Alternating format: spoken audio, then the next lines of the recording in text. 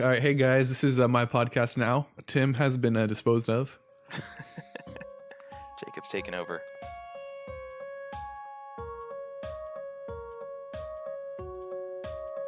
As I was saying about research papers, I was finding them really enjoyable to read as I was doing my paper, and but the weird part is that I was finding they were all paywalled unless I used Sci-Hub, and it kind of surprised me because I understand there's a rigorous review process, and that money isn't going to come from nowhere. But at the same time, that's all information and knowledge and such that I wouldn't have been able to ever see otherwise. Because I know I don't go to a college that pays for the rights to be able to view them or something. Before we keep talking, I want to find you an article that I just came across a little while ago. I want to say it was UCLA.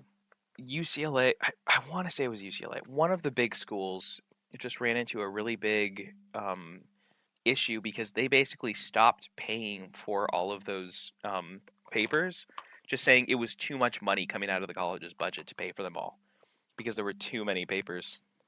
Yeah, no, that I linked you to an article that day actually about it was. I think it might have been a university, California university, like UC Berkeley or something, maybe.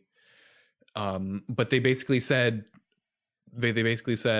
for one of the major publishing journals, like, sorry, we're gonna stop using you because you're too expensive. They made that statement, like, if we wanted to be able to go to subscribe to every journal, we wouldn't be able to afford it. Like, no college can afford it now. Oh, I found a quote. Okay, so this is from newsroom.ucla.edu. Who are they quoting right now? I'm trying to figure out who this quote is from. I'll just tell you what the quote is, though. It's, make no mistake, the prices of scientific journals are now so high that not a single university in the U.S., not the University of California, not Harvard, no institution can afford to subscribe to them all. Jeffrey Yeah, that's the Mackies, article I sent you. Yeah. University librarian and economics professor. Man. Yeah, over at Berkeley. Yeah, it's crazy. It's absolutely crazy. There's some weird stuff happening in the academic world that I don't think anybody really knows where the money's going. I know that in the past, I think 10 to 15 years, college has, I think, more than doubled in price for any kid to go there. Yeah, it's skyrocketed. Yeah, it's up really, really high. And supposedly this money is going to these large projects that have been going on and stuff to make all of this research, but I don't know, the money just seems to be kind of disappearing and kids are paying more and more. And you'd think it would go towards stuff like this, but it seems like everything, like all of these prices are inflating all over the place. But I did tell you a little while ago, like one of the reasons I see it as is because science is so big, it's diversified in all of these different ways. Like I bet you there's not even just like one journal for machine learning. I bet you there's several just over that one subject. And in biology and chemistry, just like forget about it. Like there are so many different topics and ways to look at the whole thing, and each one needs its own specific journal. That I don't know. It's just weird because I think that's part of the issue. Part of the issue is that it's so varied, and the other part of the issue is like who's going to pay for that kind of thing? Like who's going to actually read those? You're working with a really small demographic, so you have to bump the numbers up. But no, I feel really bad about it. I know those are super expensive. What was your paper over, by the way? Yeah. I never asked you. It was, let's see, violence in media. Ooh, fun. So, yeah, it was interesting. Okay. One of the cool things that they like to, that since it's just a basic communications class, I'm basically just, all my homework assignments are, what's your opinion on this? So I'm like, oh hell yeah, I got this. Like I'm just I'm nothing but opinions. Are you kidding me? What if you're like a developing country or something where your universities can't afford that or something, but that's super useful stuff to know, but you might not have access to because it's behind a paywall. Yeah, I'm sure there's a lot of those conversations happening behind closed doors at the moment. I know that a lot of people are getting upset, and I think there's going to be a lot of changes pretty soon to that entire thing. Well, it's all up to legislation too. A lot of the times. Well, that's what I'm saying. I'm assuming I don't know how this next election's going to go. Without even picking sides with this, I think it's going to go to Trump again, just because I really haven't seen any kind of massive waves from any candidate on the other side. But regardless, as soon as a Republican leaves office and a Democrat comes in, I've seen this come up again and again. This whole idea of something being wrong with the college system and something desperately needs to be fixed. And everyone has different arguments for this, like this is what the problem is, or this is what the problem is. But they're all saying the exact same thing, is like something has to change in it. So I'm really fascinated, or I'm going to be very fascinated to see what happens with research and research papers But and college in general in the next couple the of years. issue with that though is what you're saying is people are saying there's a problem, but what they're not. But are they proposing solutions that are actually valid and would work, or is people just complaining? They're proposing solutions that would fix the problem that they're proposing exists. Yeah, it's a very They're tricky.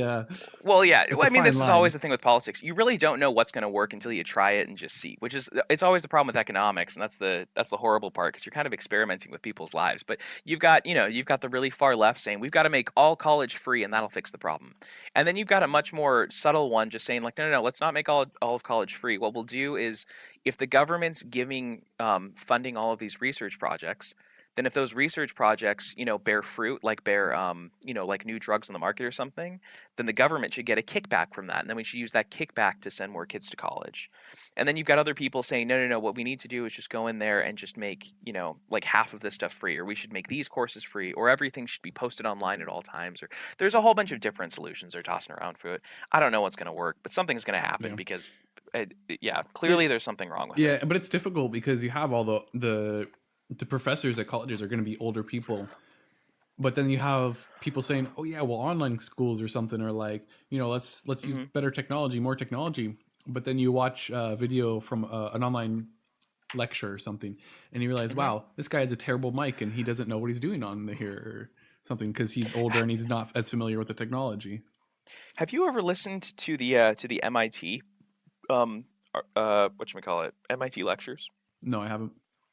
So I'm gonna show you a whole bunch later, because I've got a friend. Well, you've played with a friend before, but I've got a friend at MIT, and he's doing machine learning right now.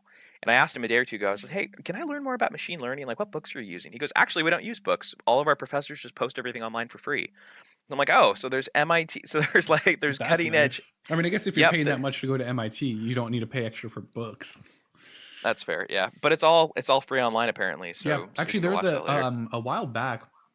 hmm MIT had to take like 10,000 videos down or something because they weren't properly accessible. Like they didn't have proper subtitling, but they were Oh, offering them interesting. publicly or something. But that apparently wasn't allowed legally for like Mm, Americans with I got you. Disabilities Act or something. Hmm.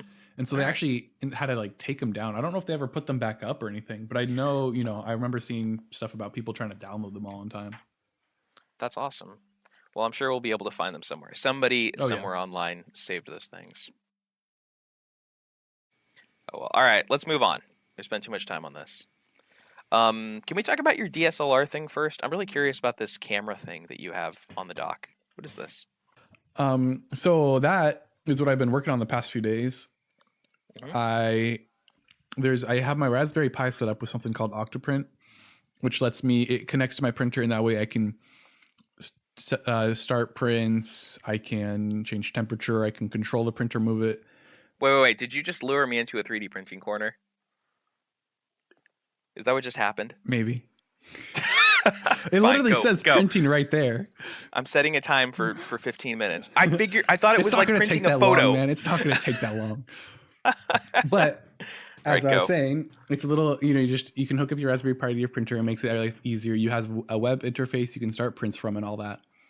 But then you also have plugins for that, and one of them is Octolapse, which lets you make time lapses with if you have like Okay. a camera hooked up to it. Usually people use webcams or something because those are easy. But what I found out is you can actually use your DSLR, which so you can get like really nice pictures, and then you can have it stitch them into a video later. So I was working Awesome. but the problem though is that when you're using a DSLR and you're taking 20 megapixel pictures, that's like 25 megabytes each, and you Yeah, have that's gonna add up.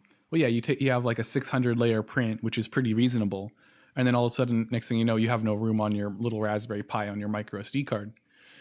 So I was writing some scripts to like transfer it to my server where I have terabytes of storage, and then also to automatically start rendering the video on my server as well, so it doesn't like do it on the Raspberry Pi, where it would take a lot longer. Nice. So, and it was a lot harder than I was anticipating making all those little scripts. I learned quite a bit, and I learned That's awesome. I really don't like certain things and I like other things, and Python is still really fun to use. It's an amazing language. It's just so fun because I don't really have to worry about much. It's really nice for that. And since I'm taking 20 megapixel pictures, I could make 4K video easy. Well, that's really cool. Cool time lapses. I'm still working on the getting it to look nice, because one of the problems I have is I need it to be able to take pictures at night in low light, but then I need it to be able to take, but then the pictures get blown out during the day because it's right next to a window. So I have to figure out like a way to, like, I don't know, a balance or something. It looks really nice at night because I have a RGB LED strip and I have it set at blue, so it has like a nice blue tone to everything, and it looks really cool. Can you set up a script to change the settings on your camera? So I was actually thinking about this earlier today. I think I figured out I have everything set to manual on my camera, but I think if I set it to exposure time priority, I can leave the ISO and the f-stop at a certain time, but then it will automatically change how long it takes to take the picture, the exposure time.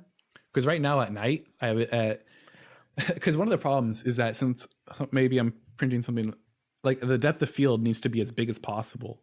So not all of it's out of focus, because sometimes I have to focus on a pretty specific point. So I have to have a tiny or a large f-stop. I don't know. What's an f-stop? That is the shutter, how big it is. Okay, thank you. So like, the trick, like, you look through your little pinhole or something and everything's in focus. Same idea. But the problem though is it lets less light in. And I also want the pictures to look as nice as possible. So I have the ISO down all the way. So that means at night, even with the lamp shining right on it, I need like 3-second exposure time, which is fine because nothing's moving when it's taking the picture. But at the day, then it's too bright. But so all I need to change is the exposure time. And I think there's a way to do that automatically. So I'll have to look into that. Cool. So yeah, I'm pretty excited about that. Once I mess around with it a little more, I'll be able to get some really good pictures. Because right now the print head just stays right on top of the print. I want it to move up out of the way. And then once I'm done with that, I'll be pretty much done, and it'll be some really, really nice videos. Nice. So this is what you've been working on this past week or two?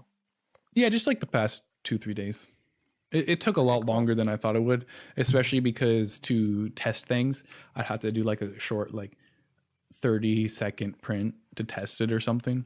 Like if I wanted to test transferring the files from the Raspberry Pi to my server, I'd actually have to like start a test print up that didn't print anything, but it would like take a picture, but that would take like 30 seconds each time and such. So. All right, cool. So yeah, but no, that's been tons of fun. I'm excited for that. They're gonna look really, really nice. Yeah, I'm curious to see how it turns out. I really want to see what you end up on, because I would figure, like, what I would be desperately trying to do is figure out a way to change the exposure incrementally as the day goes on for every single picture. Well, and I'm hoping that you end up in some crazy plan. I should be able to just have it automatically do that. Let the camera determine that. All right, cool. Well, if the camera does a good job. Yeah, because... All right, Jake, that took 5 minutes and 13 seconds. I told you it wasn't going to take long. All right. But yeah, that's... maybe. I'm so excited about that. I'm glad you're excited. It sounds like you already finished it. Well, like I said, I still have the problem is, if I want to like do a good test, I have to do like a good 5-hour print. I'll probably do one tonight. Before the sun comes up, so I can like watch it and see if I can get the exposure right. Cool. So what are you gonna make next? I saw last time you made like a head for a vacuum. It looked like a sex toy. I love it. It was that's what it looked like. So my mom had lost the attachment for her vacuum, and I'm like, oh hey, you want me to just print you one? Which is, it's actually funny because people actually print vacuum attachments quite frequently. That makes sense. Yeah, and so I'm like, so I had this great idea. I'm just gonna make an attachment, but it's gonna be in a knot. So Cool. Seems like it worked. It doesn't. The hole is too small, and the vacuum doesn't suck enough, so you can't actually even feel the vacuum. Oh my gosh! But it looks hilarious. I was so excited printing that thing. Like I spent like it was really easy to do it to model it in Blender. But I was just so excited for it because I thought it was the best thing ever. I thought it was hilarious. I still think it's hilarious. Well, if you ever want to go into the sex toy making business, I think that should be your first product. So you probably want to cut this part out.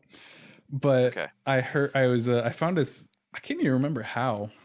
It's probably someone linked it from Reddit, but it was about someone who was actually into the sex toy making like business, like making molding them. Okay. Out of I think like silicone usually. No, you're talking slow. Keep going. I'm trying to remember it, but it was basically like everything you would ever need to know about modeling custom stuff in that material. And like he was going into like detail about like the orders he'd get and like the shapes and stuff, and he was posting pictures, and I'm like, this is weird, but this is really fascinating because there's a science to it. Like I'm more interested in that than what they're used for. But you should tell him. But at the same time, for scholarly research. But at the same time, though, he was making like good money on the side from it, just because it's pricey and people they got weird interests. They got needs. Yeah. Yeah, if you want to make money, you just do the thing that nobody else wants to do. Yeah, exactly. I mean, I can't imagine telling anyone that that's what I did. Like I just 3D modeled those for my whole career. Like that'd be a weird thing to. Yeah, it was weird because he's like, so I had a couple designs that were like popular and stuff, and occasionally I'd get like really weird ones, like they wanted weird shapes or like spikes or something, and I'm like, oof, okay. Oh man. Oh geez. All right, that sounds like enough 3D printing talk. I think we've. Is that all right? Did I give you enough? Yeah, I haven't really been printing much recently. Yeah, so speaking of Raspberry Pis, Tim, what happened to your Raspberry Pi? Because I thought you were gonna do Pi-hole for it. So what happened? Okay, so for people who don't know, because Pi-hole is a very specific thing. A Pi-hole is a client-based ad blocker. So if you go to a website, then it's blocked like before it can even get to your computer. Like there's no. Yeah, it works through DNS. So basically, when your computer goes and like makes a request, like, okay, what's the IP address of google.com? It'll like detect that and it'll just like block that entirely. Yeah, but it attaches to your router. So it doesn't actually run on your computer. It applies to like every device connected to your network. So phone, smart TV, etc. So that was the first step. Okay, so for anyone who doesn't know, what happened was I built one of these things, this little Pi-hole, out of a Raspberry Pi that I just had laying around, and I got it all up and running. It was working fantastically. Like I could access it through other computers by just typing in the ISP. IP. And the IP. Anyways, it was working fabulously. The problem was I didn't want to mess with the internet that much. Like I got it to the point where I was like, okay, I can go into the other room, I can plug this into my modem, I can try to get it up on these different devices. What I was more worried about is I don't really trust this Raspberry Pi very much for a couple specific reasons. First of all, I don't have a good power source for it. All of the plugs that I have are kind of finicky, and they kind of pull out of the wall a little bit. And I didn't want my internet going down because like somebody sneezed too close to my entertainment center. And I also didn't want and this thing doesn't have a case. I haven't actually gotten a case for my Raspberry Pi yet. It's just been sitting in my room totally naked. So I also don't trust it for that reason. I don't want a drop of water just messing the whole thing up. That's true, yeah. So besides those, I kept thinking about it more. Like the reason I built it was because I was bored on a Wednesday night or something. I had nothing to do. So I built this thing, and I really loved the process of building it, but I don't love the idea of blocking. I block most ads. Like my ad blocker is on by default, but I I'll have times where I turn it off for like a couple days, and then I'll turn it back on, and then I'll turn it off and stuff. That's weird though. Why? Because I don't like what the internet's done to humanity. And I like to feel like I can fight it a little bit. I have a big problem, especially with what's been happening with media lately. I'm sure you've noticed, like the Wall Street Journal and all those big news organizations, they've been losing tons and tons of views to, to other sources like YouTube, honestly, probably to Facebook, and just like looking at random articles on Facebook. It's weird. And this is just a really quick aside. I can't believe how many people in my life have told me lately that their main source of news is through Facebook. I thought that was a joke. Yeah, I thought it was too, but then like yeah. you realize it's really not. Yeah, I talked to, like, the last person I talked to was like 25 years old and was telling me that. I thought this was like, maybe like in the Midwest there's like a 30-year-old mom who believes this way. But I did not expect it to be so close to home in Southern California. Yeah, that's just weird. It's scary. Yeah, it's scary. So my big issue with it is that when people start pulling away from news organizations like that, it's harder for them to get money. And so small programs get cut more and more and more. And the first things that go are, well, usually especially with local news organizations, because they have a much harder time making money anyways. Usually they'll start cutting programs where they're, well, not cutting programs, but cutting jobs where they have like reporters in the field actually doing really good journalism, because I don't really see that anymore. One of my big problems is that like the city council meetings that happen in the area, I could be wrong about this, but I don't think there's a single journalist that actually sits in on those city council meetings anymore, because nobody will pay them to.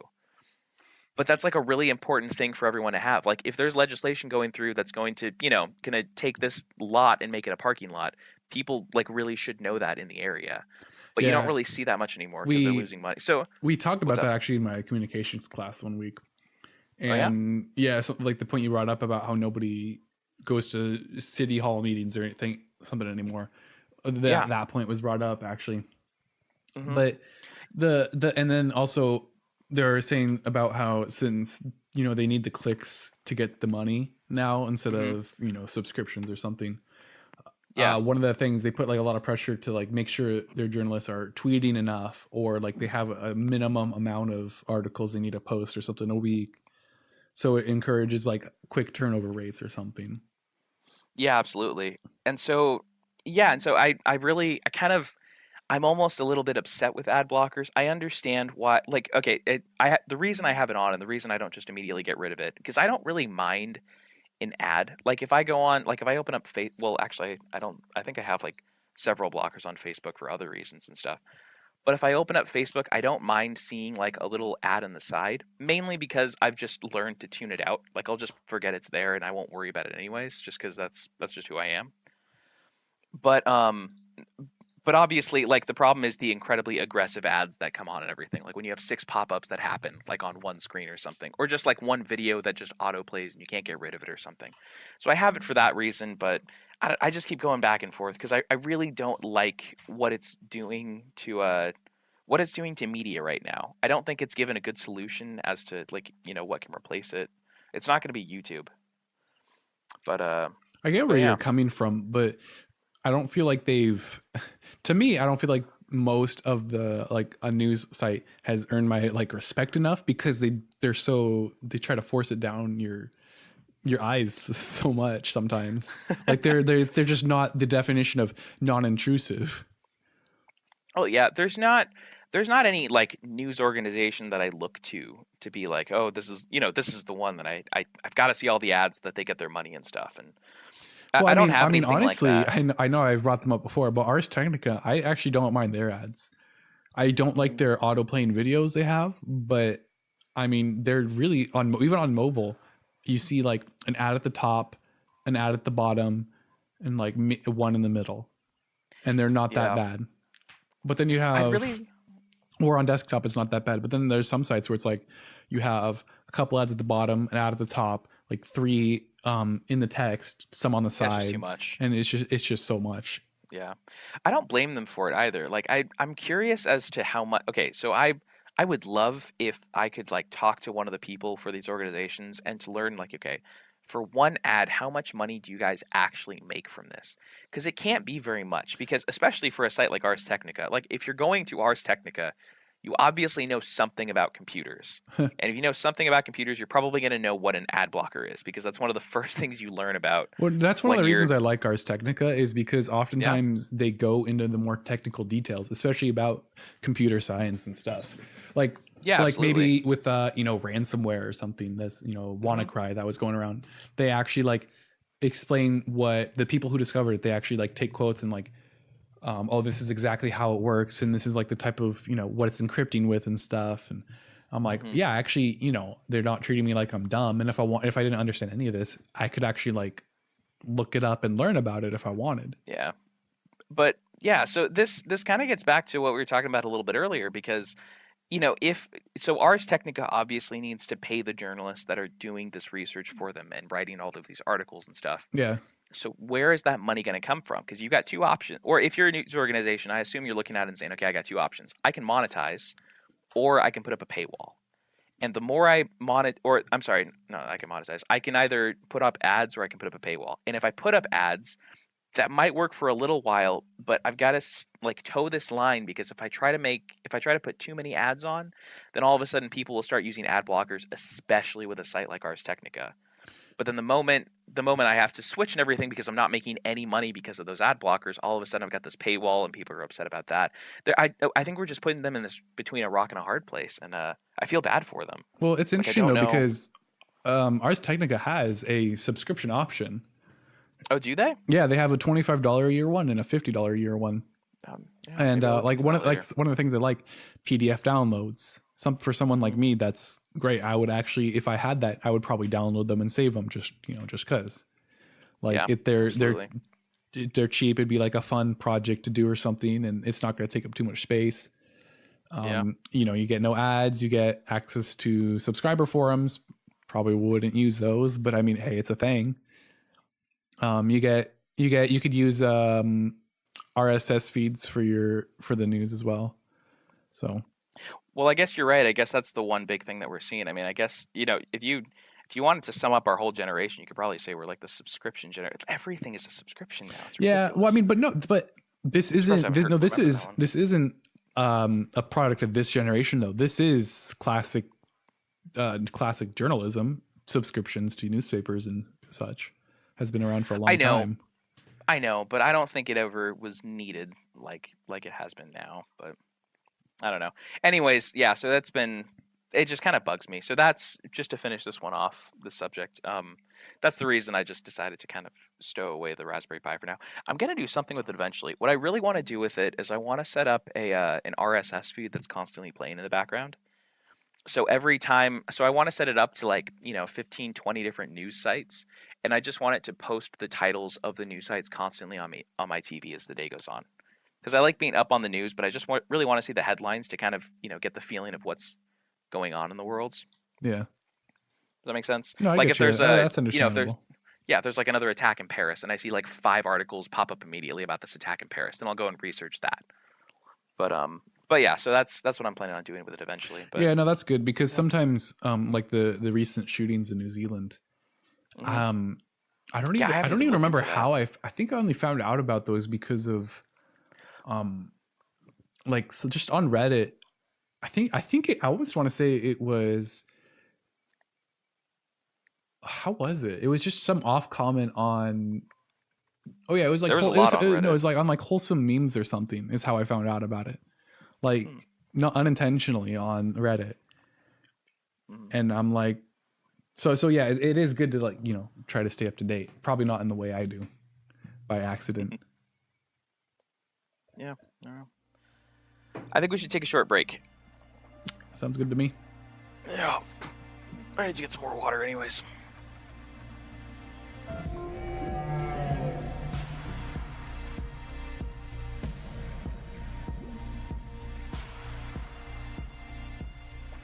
So next, I want to ask you, because now that we're in the game section and all of these are mine, I'm very curious about something.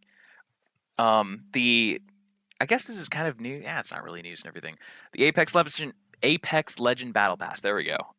let me know what's inside of it. So they just released this for the game, so they now like have a way to actually monetize this thing in a normal way. First of all, why did you get it? Because And then I'm second of all, oh, sorry, go ahead. it's not necessary to play though. That's the okay. I'm not So here's the yeah, I know, so, I get that. I know I laughed at you this morning or this afternoon or something. Everything. The reason I laughed at you was because maybe a year ago, maybe something a little bit more than that, you had this very strong 100% no way, no how microtransaction kind of attitude. Like if a game has microtransactions, it's not a game worth playing. That and applies, lo and behold, here you are to $60 games. Oh, here we go. Okay, I gotcha. This is a free to play game. They're gonna like. There's no way around it. You're gonna have ways to like to spend money. I know. Like it's just not reasonable to assume otherwise. No, I get that they have to monetize it. What I don't get is that you bought it. I just thought it was funny though. So what's in this battle pass? What not much. Brought you to it? There's not much. Just skins and such. You don't even need it to get the new character they released. But no, it's like it's since I play it with people and I enjoy it. Wait, I'm like, hold on one sec. Do you get a new character when you get it? No, you can get that even if you don't have it, but you don't get it just for getting it. No, I know. Okay, so it doesn't like auto unlock it for you. No, if you just have to have enough, like the red currency. Okay, so this battle pass I'd actually saved enough for when the new character dropped, so I just got it right away. So this is mostly skins. Yeah, it's like is it like emotes or something or anything like that? I don't know, just a lot of weapon skins and stuff. I think a couple legendaries near the end. Okay, cool. But one of the problems though is a lot of people have been annoyed because you don't get crafting materials, and then one of the things you get, because usually you get one thing every level. But every 5 levels, you get a new badge showing your level for that season. And people are upset because that's all you get when you get to like level 5. You just get the badge. You get a level 5 badge. Gotcha. Level 10 is a level 10 badge. When you're like, well, that's what you should get by default. Like you should get that and something else. Like, I gotcha. So people are pretty annoyed with it, and like no crafting materials. So you can't, which are great if you want to craft your own legendary, you can save up. But the problem though is once you get to level 100, you can't, which is maybe like 120 hours of play, you can't get more crates without buying them. So then you can't get more crafting materials. Oh, I gotcha.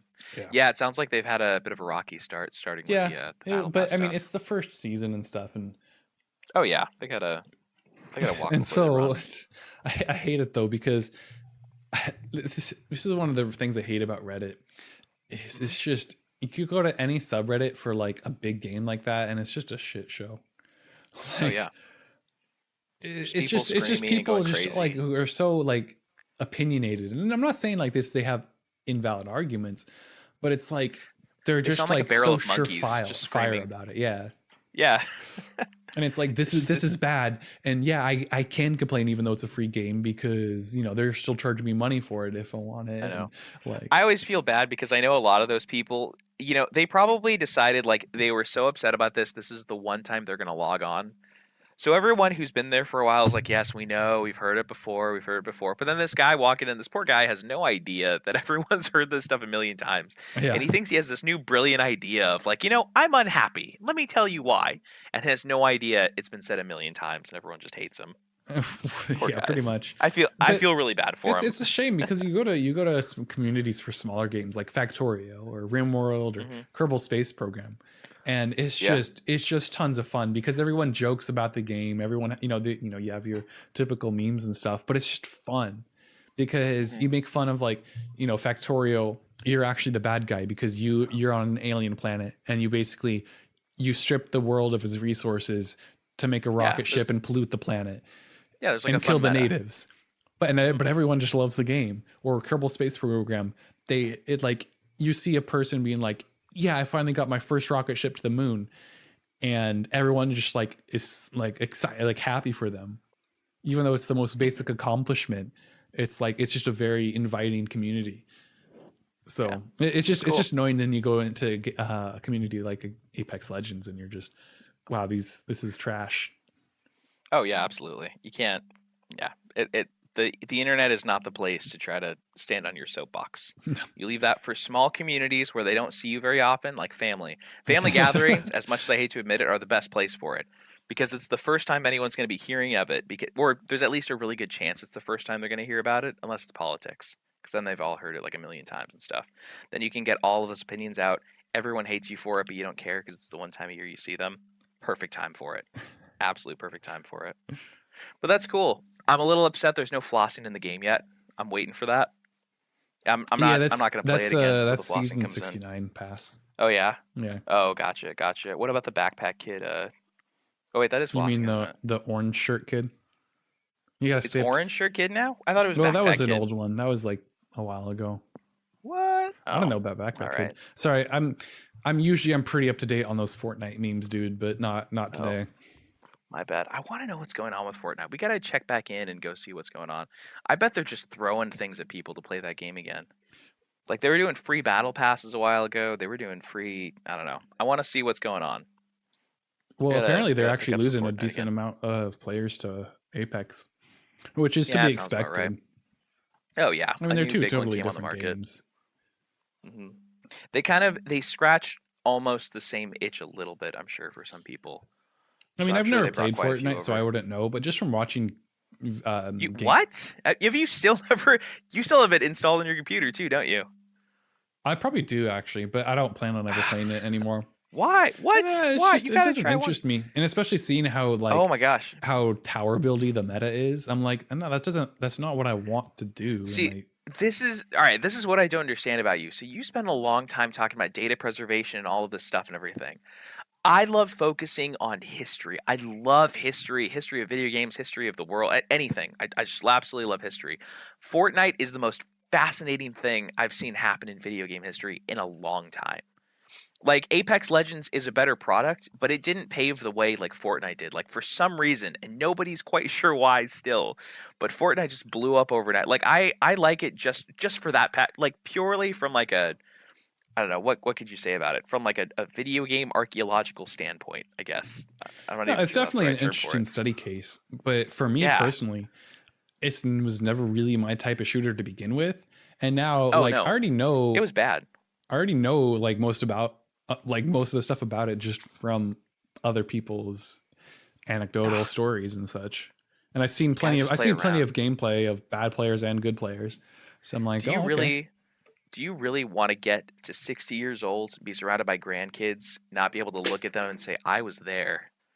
I was there when." Honestly, when if Fortnite anything, at first this hit the point, ground. I'm going to be one of the few who can actually say, yeah, I didn't play it. Oh yeah, I'm it's gonna be cool. real Look fun at to be. me. Yeah, it's gonna be super fun to be a poser at 60. That's what everyone's waiting for. I was the hipster back then.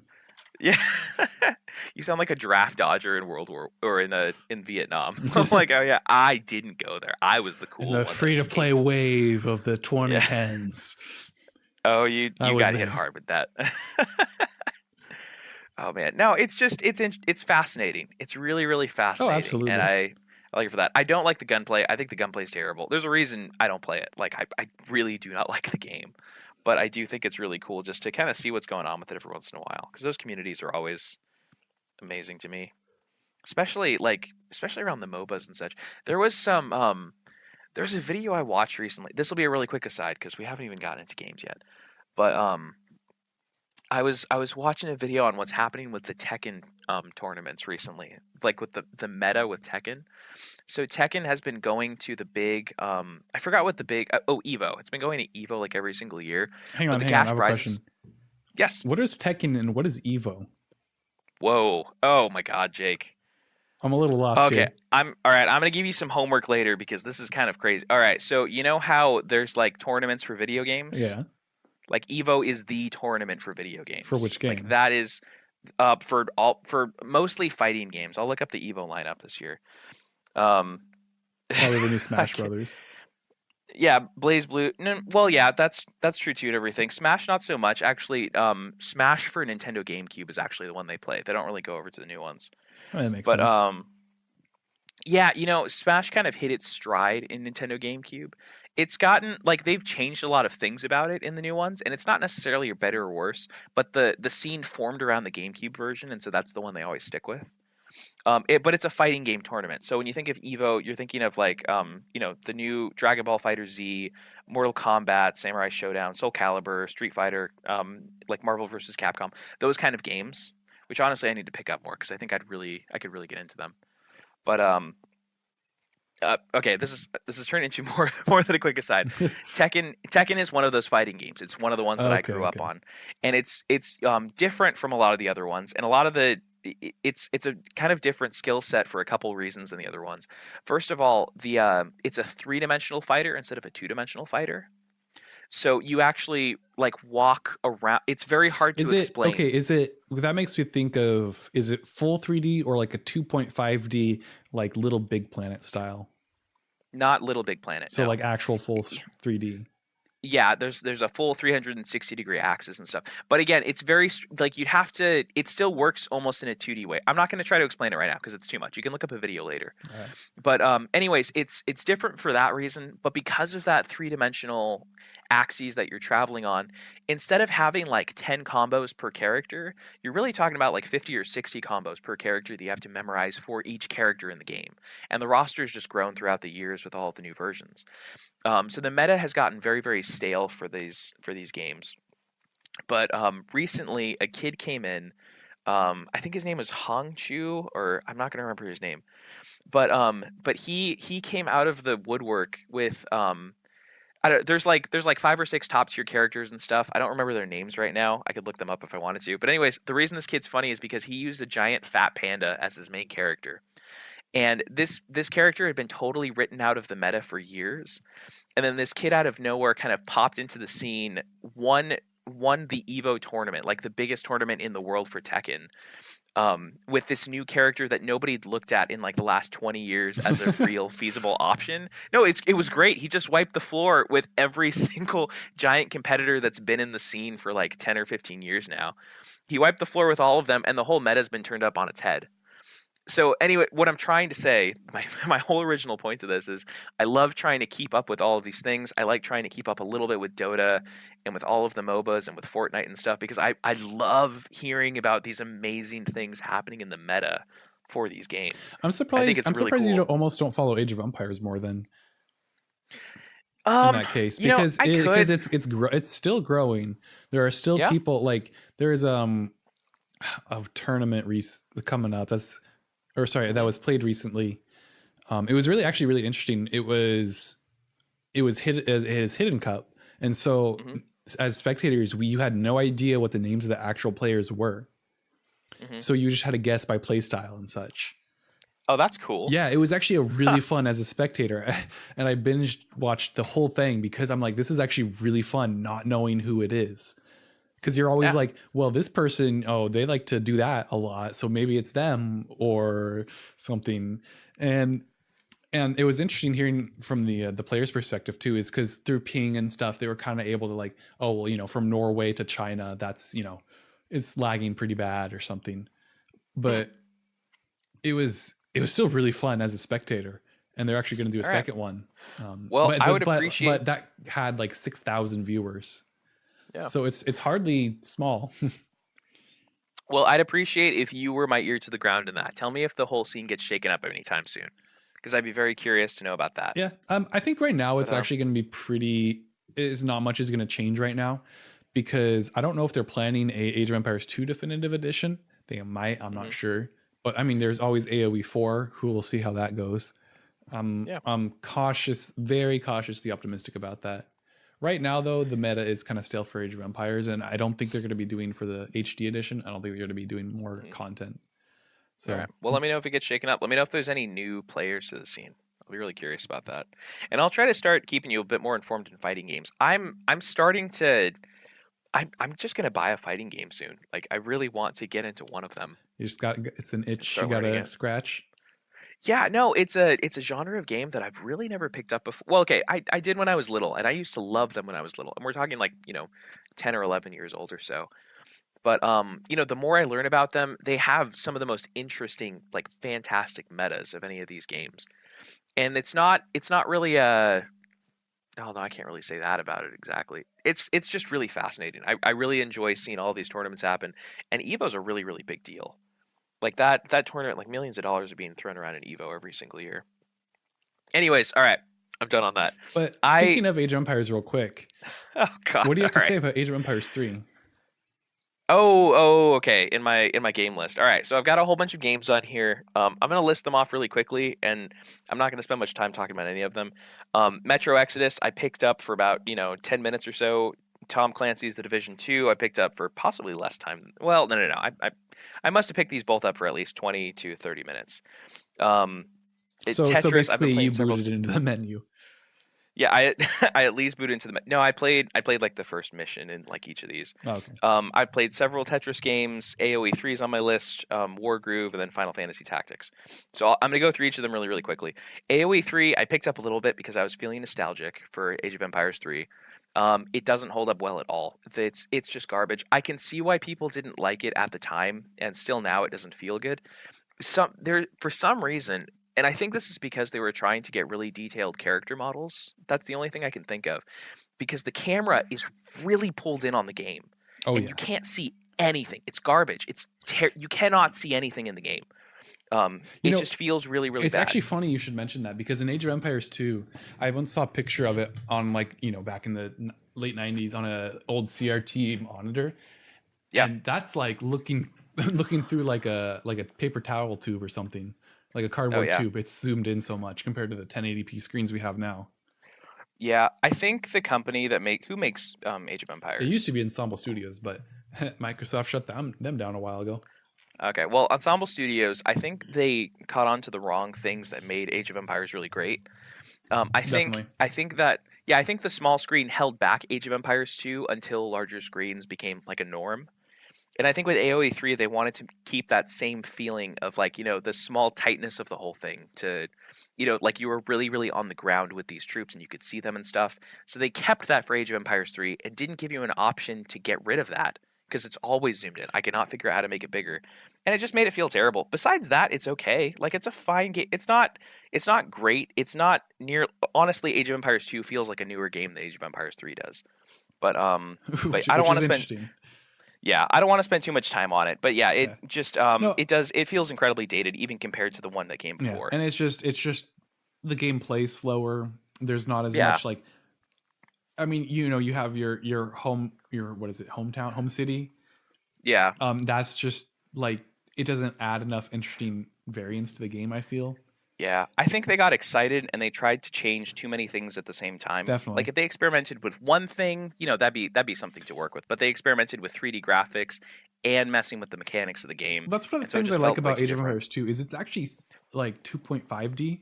So they took Yeah. so they took like nice detailed models of the characters, and then they just like rendered them into like 8 or 16 different like pictures. Yeah, So you get it's a got nice that like looking nice model, isometric. but you don't have to like Yeah, render the full 3D thing. It's just a 2D sprite, technically. yeah, it's got that nice isometric feel to it. Yeah. But yeah, Yeah. I'd say I was trying not to spend too much longer in Age of Empires. I But know you really. When you get on Age of Empires, you because go for it. Like, I do have like I find I have a thing for like the strategy games, like top down. Like you they have look interesting to me. you have a thing for that strategy game. No. Like I literally just bought one called Dawn of Man, which looks Really, we interesting. gotta try that. Yeah. So I have All it right, installed. I just haven't played it. I'll probably do that tonight, actually. cool, great, And cool. like just town building games like that, they've really I don't know, they're interesting Yeah. to me. So but Age of All right, Empires, it just, something about it just feels like really really nice, it does. All right, can I keep going? I suppose. All right. Okay, I'll run through the rest of these really quickly, and then we'll take another quick break, and then we'll get to the next part.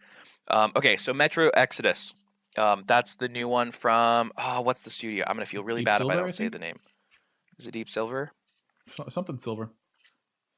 It's probably Deep Silver. Okay. It's really fantastic looking. I really want to sink my teeth into it a bit more. I haven't really been in the mood to play something like it. It's very grungy and gritty. It's a very I honestly think you'd like it quite a bit. Oh, I'm It's sure a I very would, but I'm harsh. not buying it on the Epic Store. Sorry. Oh, Well, we were talking about Metro Exodus, right? oh God, there's too many things to argue about. No, so it's a very it's kind of a very grungy, gritty survival game, and it's very hardcore with all of its mechanics. It's been a little bit hard for me to get into just because even the first couple missions, I played it on like a nice, well, it's been a cold afternoon because it's been raining like crazy, but it was a nice like rainy afternoon. I just opened it up and then immediately like 5 like giant demon things are attacking me, Have and you then I played finally any get of the outside. I old go, games though? no, not at all. Oh, okay. Yeah, that I'm I can coming into understand this then. completely new. Yeah, like I mean, I wasn't expecting anything like super lighthearted, but I wasn't. I guess I'm too used to like the Fallout feel of like, okay, we're just gonna have like little pockets of things happening instead of No, like it's the definitely world it's trying to. definitely more, at least to a It's lot of some survival, yeah, people, to the like horror side in places. yeah. So okay, that's all I have to say on Metro Exodus. Tom Clancy's The Division 2. I tried this one with Emily. I actually installed it on both of our computers because there was a free beta. I played the first 2 to 3 missions of it, so I don't have much to say on it except I didn't like it. I think some people really will enjoy it, especially if you like third person games. I think I've just been playing a lot of first person games lately, and so I just haven't been in the mood for it. Yeah. But aside from there's a little bit of grindiness to it because you're really just watching numbers go up the whole game. You're getting slightly better AK-47s Yeah. than you had a Well, little while ago. because it's not so much if you like third person shooters or first person shooters. It's do you like looter shooters? That's all it's down Yeah, to. yes, it's very looter shootery. So if you're a person who really likes Destiny or Borderlands or something like that, it's definitely more of the game. I feel bad comparing it to Borderlands. I really like Borderlands, Well, but but it's still in the same genre of looter, of the yeah, popular term looter shooter. So, yeah, absolutely. which is But interesting though because you don't like Borderlands, I do, and no, no, so no, hold on. I do like Borderlands. I can't play it for long periods of time. And once I feel the grind, like I'm like, oh, okay, I'm grinding to get this next thing. The moment I see that, I gotta kind of stop playing because I yeah, just get really bored. But yeah. I I do think like Borderlands worked better Borderlands. for you because it had like I think it took me like 70 hours just to do the stories missions alone. Mm, Like I think I did like that and as many side missions as I could, and it I took don't me know. 70 hours just to beat the game the first time.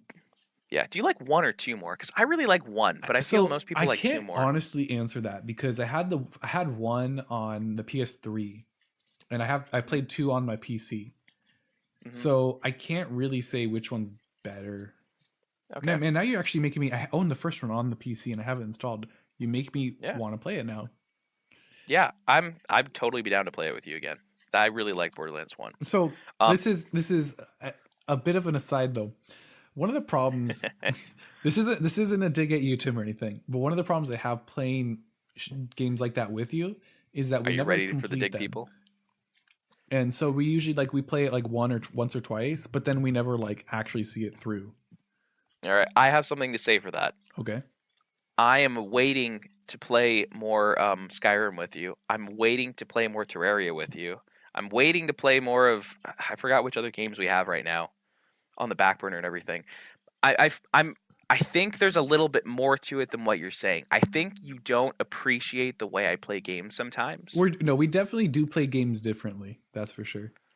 Yeah, and I really try to get into them in like the exact same way and everything. Like I really do try hard with that. But I think there's just a bit of a connection that sometimes we're just out of sync. Because I'm not opposed to playing any of those with you again. I'm probably not going to go way out of my way to be like, man, we've got to play more Terraria right now. Like I'm not obsessed with Terraria. I'm willing to play more Terraria with you though. Like you don't have to convince me. Okay. Yeah. No. Because like in that case, then I do want to. I think it's more so then in that sense the timeline in which I want to complete things. Yeah. Like you're like, yeah, we'll get around to it, but me, I'm like, well, if we're gonna play Borderlands 1, we might as well grind that out in like a couple weeks or Yeah. something. Yeah, see I can't commit to that. Also, our schedules have been way off lately. Like you've been very unsynced with me Yeah. No, it's in the yeah. past couple weeks. Anyways, I think there's other reasons in the background. All right, I got to keep going through. I want to get through Yeah. this. It was a Okay. bit of an aside. Yeah. Okay. So Tetris is the next one. I've been playing 3 different Tetris games, maybe 4. No, I want to say 3. I downloaded the official Tetris one on my phone, and then I'm playing Tetris Effect, and then I'm playing Tetris 99. and all of them kind of have the exact same mechanics. I know that sounds funny to say, but there's a lot of things that they added to the game ever since like the original Game Boy one came out. Um, One option is when the blocks are falling down. Once it hits the bottom, you actually have the option to kind of slide the blocks into Yeah, place. yeah. So you don't have to just drop it straight down. You can kind of slide it in. I think all three do that, which is a nice feature, but it also kind of feels like cheating. Yeah, And no, then it you can definitely, also like, watching gameplay videos, I'm like, that's not how I Mhm. would expect the traditional experience to work. But then you see Yeah, it like feels then you weird. see like quadruple T flip rotation things, and you're like, okay, that's pretty cool. Yeah, I mean the meta, or not the meta, the community seems to have accepted it, so I'm cool with it. And then the idea of like saving blocks for later, it's an invaluable skill, and once you get really good at that, the game becomes just fantastic. I'll have you know, I was happy that I got to number 4, the 4th place in Tetris 99. I was gonna That's be the my question. What's your Yep. highest place? You got to fourth place, man. That's impressive. I got the 4th. Thank you. Yeah, yeah. Oh Because man, I've that was a nail watched biter. games of Yep. people who get first place like 90% of the time, and No, yeah, it's it's not easy to get no, that far. you've got to really keep calm because at some point you're going to be an inch from death. Like no, regardless of whether or not you might die, like you will be an inch from death at some point, no matter how good you are. It's just going to happen. And yeah. Anyways, it's cool. It's really cool. But I called this part in our doc the Tetris effect because I've definitely been feeling that. It's strange having conversations with people while watching blocks fall in front of their face. It bleeds so much over into the real world. It's really strange. Like So I really it's really what? I love this because I think it Yeah. was last podcast you linked me to that video of Yep. the, and I watched it. I actually Was it watched happening to like you? I ended up watching like maybe 2 hours worth of videos over the Mhm. next couple, like I think I think it was just that night really. Mhm. But um just trying to fall asleep, since I hadn't watched that much, there was just kind of like this slight like nag. Like Yeah. I couldn't help but think of like, how would this fit together or something like that. And I don't even play Tetris. It was just watching videos, and it still got to me. And I'm like, what is this game? Like, I understand why, since it was made during like, the Cold War and stuff, why Mhm. people were like, it's mind control. Mesmerized. It's Oh mind yeah. control by the Russians, because it was by a it's Russian really guy. it's really amazing. It is a weird phenomenon. I had several conversations with Emily last week. We were talking about something very serious. It was like, where I'm going to be in the next couple of years or something about money. And I had to stop her mid conversation and be like, Emily, all I can see right now is blocks falling in front of you. I can't stop seeing it. I cannot take you seriously. I can't focus right now. Like it's just not happening. It's way too much. And we had to stop the conversation. I just had to like take a second and go get a glass of water because it wouldn't stop. Like it oh man, it's weird. Just like 1 hour and it really hits you hard. Okay, the last one, really quick, that I'll mention. Well, maybe not so quick. I'm very interested Um, in that one there. Yeah, yeah, have you? Okay, so this one's Wargroove. Have you ever seen a video for Wargroove I have no before? idea what that even is. Okay, cool. So Wargroove is a new game by. Well, I know. I believe Chucklefish is the one that publishes it. Chucklefish is the people behind Stardew Valley. They publish Stardew Valley, so Okay. they like to pick up games that come from smaller developers. No, Chucklefish is the developer. Who made this game? Developer Chucklefish. Oh, Chucklefish developed it. Oh, really? That's cool. Developed and published by Chucklefish. Okay, that's great. That's awesome. I'm really happy for Chucklefish. Good job, guys. Okay, so yeah, Wargroove is a game made by Chucklefish, and it's a game that so this game Wargroove, it's gonna be a little difficult talking with to you about because you're not a big Nintendo gamer, and this one harkens back to a lot of Nintendo games. Mainly the what are they called? There's two series. Man, 950 hits and like your brain just starts turning off a little bit. You know what I mean? Yeah, this is oftentimes when I feel like taking a nap if I didn't get enough sleep. Yeah.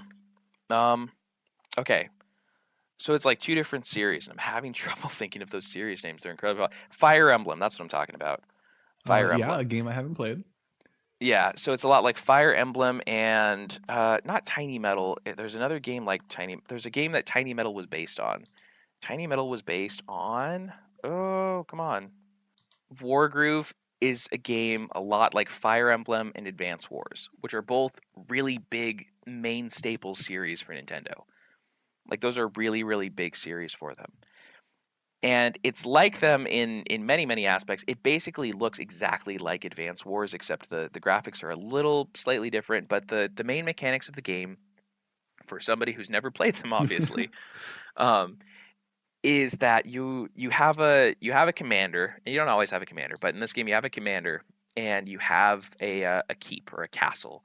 And that castle is the place where you produce units. And it's a turn-based game, so you go back and forth taking turns with people. And you move your units to different villages on the map, which are just like one square big.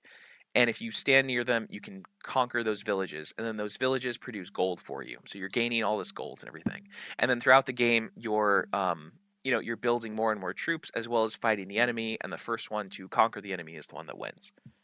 So it's a fairly basic idea, but I don't know, it's a very specific kind of genre, but it's really cool. Anyways, I was looking for a game with a friend of mine to kind of play in the background as we talked, and this one was kind of perfect because um, I have a big background with Final Fantasy Tactics, and this one kind of feels a little bit like Final Fantasy Tactics. It's got that very turn-based strategy.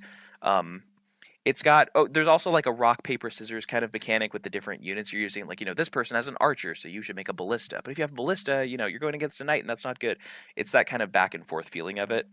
So I was looking for something with that feeling, and Civilization 5 wasn't doing it for us anymore. So I ended up getting Wargroove.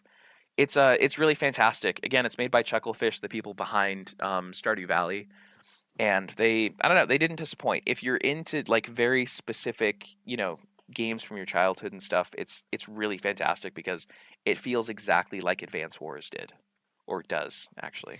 Honestly, Yeah, I really liked it. the most interesting part about that whole spiel from you was Civ Yes. 5 isn't cutting it anymore. Yeah, yeah, I think I hit my limit with Civ 5. Only I think 250 hours into it, and you hit your limit. how do you check all of these things? I never check these things. I know. can't believe I you know saw more it than when do. I checked your Rainbow Six time. Okay. You actually Civilization just 5. passed. You actually just passed Civ 5. Wow. Yep, 259 hours in Civ 5. Most of that time is like when I get sick too. Like when I get sick, I'll spend 3 days just like doing nothing but Civ 5. Those are rookie numbers, man. but You got to pump those up. yeah. But yeah, so I don't know. Civ, it just wasn't. It's a lot to think about, and there's a lot of stress that happens in the game when things aren't going your way. And I was kind of looking for something with a bit more of a blitz to it, something where the battles are happening quicker. You're gaining money, and you're gaining gold, and you're gaining followers and stuff a lot faster. And Wargroove is kind of like that. Each match is only about 15 minutes long. And so it's really nice to kind of play back and forth. It's got really two really nice features. The first one is that you can it's cross compatible with Nintendo Switch and PC, which is a super nice feature to have. And secondly, it has an idle mode, so you can actually take a turn and then put it down. The other person can take their turn, and then you guys can just go back and forth over like the next week, just playing a single game.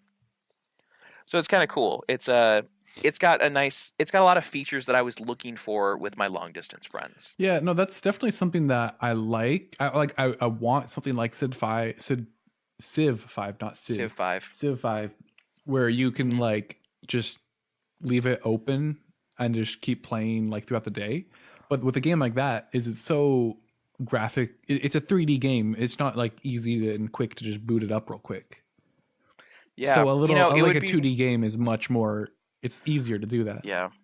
Yeah, it would. I mean, it would be absolutely perfect if instead, we could just outsource all of the 3D modeling and graphics textures and stuff to some, main database somewhere that you just kind of logged into from, whatever device you had laying around the house. I mean, that would probably be the thing that would solve your problem for you. But if you're not interested in that, that's totally okay. But it sounds like it would fix exactly the thing that you're talking about. Well, the problem though is it uses power. No, like we already have expensive power, and I already use up quite a bit between my printer and my server and my computer and such. So I know, but it'd be nice to just have servers that you don't even have to pay for. They're just kind of all of a sudden going. Maybe just like one little subscription for all your games and stuff, and it'll all be taken care of. in that sense, Are you not getting No. that I'm trying to lead up to this next topic? Well, Are okay. you Well, not getting? now I Am want to I discuss this though, because beating against in a wall? that No, no, no, no, no. We got to take a break. We got to take a break. you can't tell I me gotta what get to some do. water, actually. You're not my dad.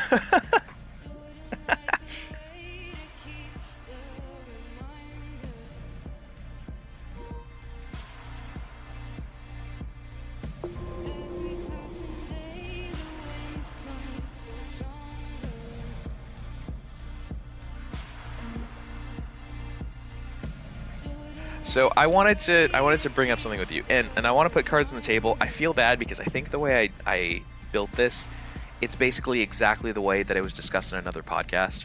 So I was listening to, I think, the Hello Internet podcast, and they brought this up, and they brought up the same kind of points. But I thought it was such an amazing topic that they brought up that I wanted to bring it up with you too. Yeah, this whole sentence right here makes absolutely no sense. Okay, it'll make a lot of sense in a moment. Okay, so there was recently, maybe it wasn't a British football game now that I'm looking at it.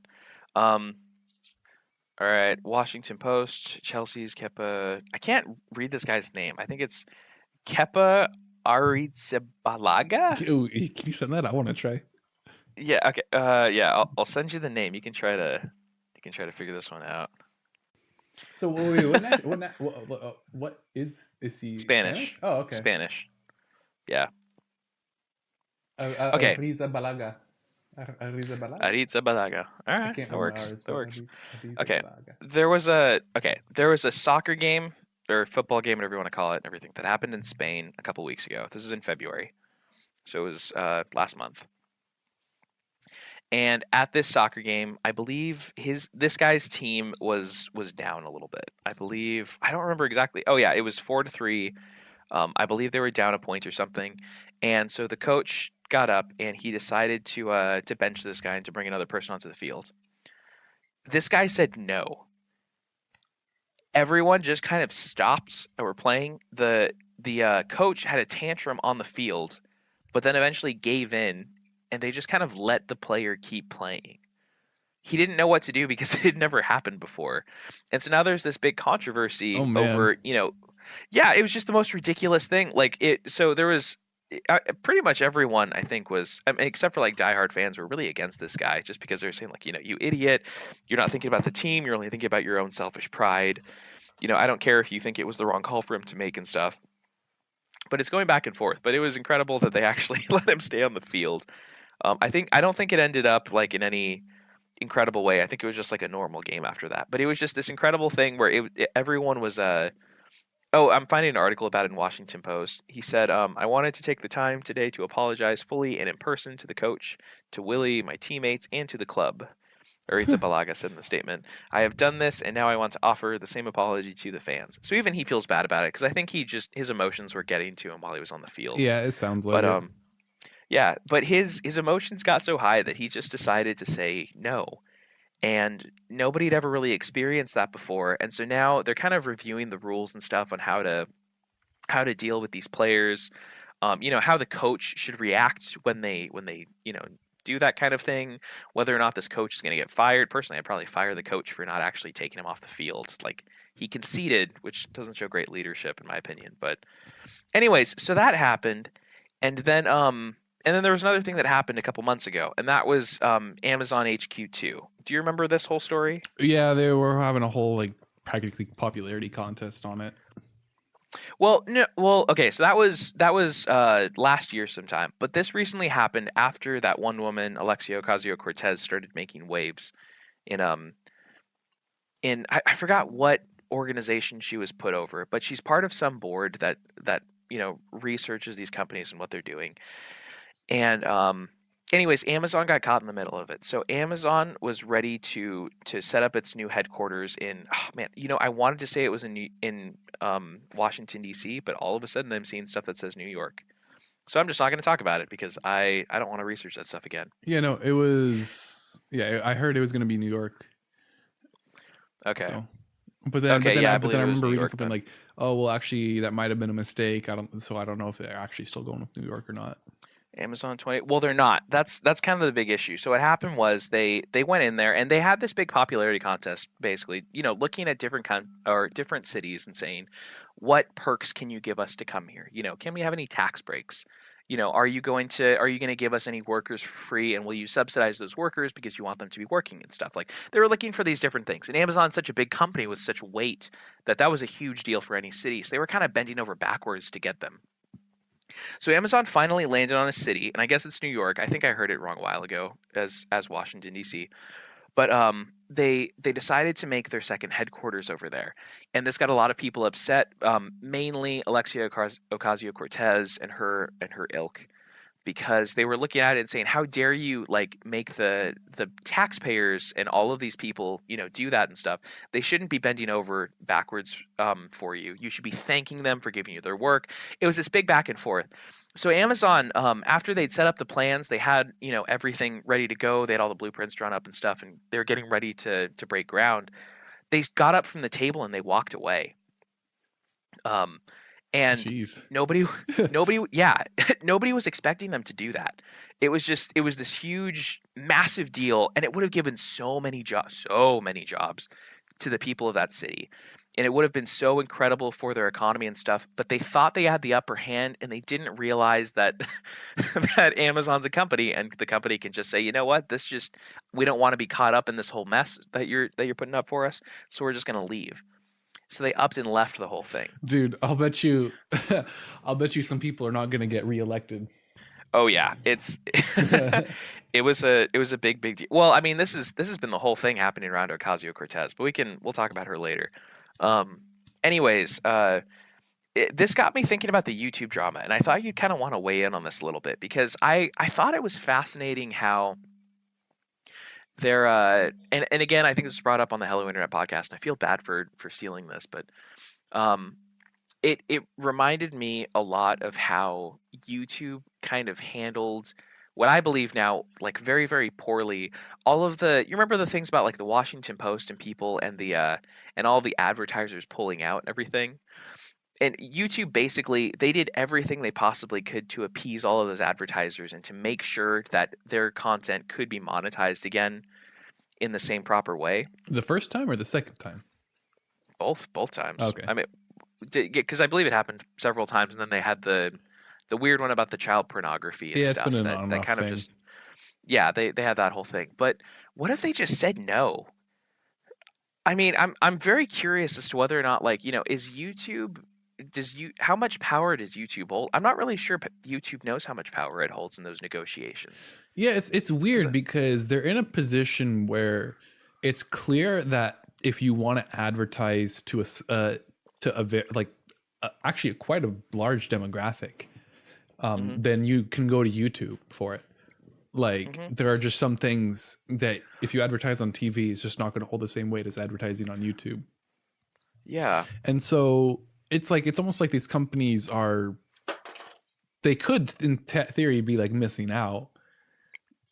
But at the same time, is a company like Coca-Cola, General Mills, or something like that, or Ford or something, are they really missing out? Because they're all about brand recognition. Coca-Cola, they just want to make sure you're thinking about Coca-Cola all the time. Everyone knows what a Coke is. They're not advertising some new and wacky flavor or something. They're not Lay's potato chips or something. Clearly you haven't tried the new Cherry Red, but whoa, hang on. What do you mean Cherry Red? Because I do like me some Cherry Coke, Cherry Pepsi. That's delicious. They just had a big commercial with that Indian guy where they kept, I don't know, I saw it play 50 million times for a week. So is it actually just dyed red then? We're talking way too much. No. I'm actually really interested though, because I like soda. I like different weird flavors of soda. Oh, Coca-Cola is going to be so happy we're having this conversation right now. Well, you can just cut this out. We're not getting paid to talk about Coca-Cola, so. But answer my question though, is it like a cherry Coke, or is it I don't know. I've never tried it. I just saw the commercial again and again and again. Help. Anyway, I'm trying to find it. Hold on, just keep going. So at the end of the day, are they really losing out that much if they they don't pay YouTube for a week, but YouTube's the one who's going to be suffering because they need that money. It's already been a struggle to make it profitable in the long run for a decade. But wait, has it actually? Yeah, I no, would for assume YouTube... most of the time they were losing money. It was Well, only I'm sure recent they that it were, actually but became they've got to profitable. they've got to be making hand over fist money now, like I crazy don't amounts of know, money. and especially considering the amount of storage space they need, like terabytes upon terabytes a day. It's crazy. Not to mention maintaining that and scalability. It's crazy what they've done. Yeah, I don't know. Yeah, that's an interesting point because I'm going into this completely thinking that I can't find the ad, by the way. Yeah, I'm that's really sorry. fine. I'll look for it later for you. Um, I was going into that thinking like YouTube is such a big behemoth of a thing. There's no way that they couldn't be making more money than God, like more money than they'll ever know what to do with. So they've got to be just stashing it in a bank account for a rainy day in case it starts going downhill. Well, Um, if you're not, I what's don't up? think they're making as much money as you think. And I think I almost want to say they have more influence than they have money. Yeah, Because the only it reason does they seem have like that. money anyway is because they have Google behind them. Hmm. And I'm pretty sure it wasn't until like 2012 or 2013 that they even pulled a profit off of YouTube. Hmm. So for many years it wasn't even profitable to be run with, but its Yeah. influence even back in 2012 was, you know, it was it Yeah. was it was a thing. Well, I'm glad for your input on that because that would change things at the negotiating table. I mean, if they were to go to like Huggies diapers or something, and they were to get mad about another some video about Sharia law or something, and being advertised on there. I mean, that's going to completely change the negotiating table if they're depending on next month's paycheck in order to keep those servers up at full capacity instead of like laying a couple people off just to make sure that they don't they're not brushing up against the water too much or something. I don't know. I am man. Now I really wish I could see I really want to see the finances for these Yeah. companies. No, I'm really I think they fascinated by definitely have this. been pushing a lot harder to make more profit from YouTube recently. So I don't think Oh, I don't think absolutely. it's like they're doing too bad. Hmm. But when it's such a coordinated effort like that, it's definitely going to Yeah, be hitting them where it hurts. yeah. I'm just amazed. I'm kind of amazed that Amazon could do that in the first place too, because both of them are publicly traded companies. And when you're a publicly traded company, you're usually trying to do whatever you can to make the investor happy. And so Well, yeah, exactly. So I don't they know. don't want to lose in sources of income because that's not going to make the Yeah. investor happy. Yeah, I don't know. I guess Jeff Bezos is just a much more shrewd guy than the leader of YouTube Dude, right now. honestly, Maybe it's that's it. weird because for the richest guy in the world, I sure don't know much about him. Oh, he likes to keep it real private. Yeah, Of course, you exactly. might have that. You might have that video of him coming out pretty soon. You'll know Oh, quite a bit about him then. which video was that? I forget what it was.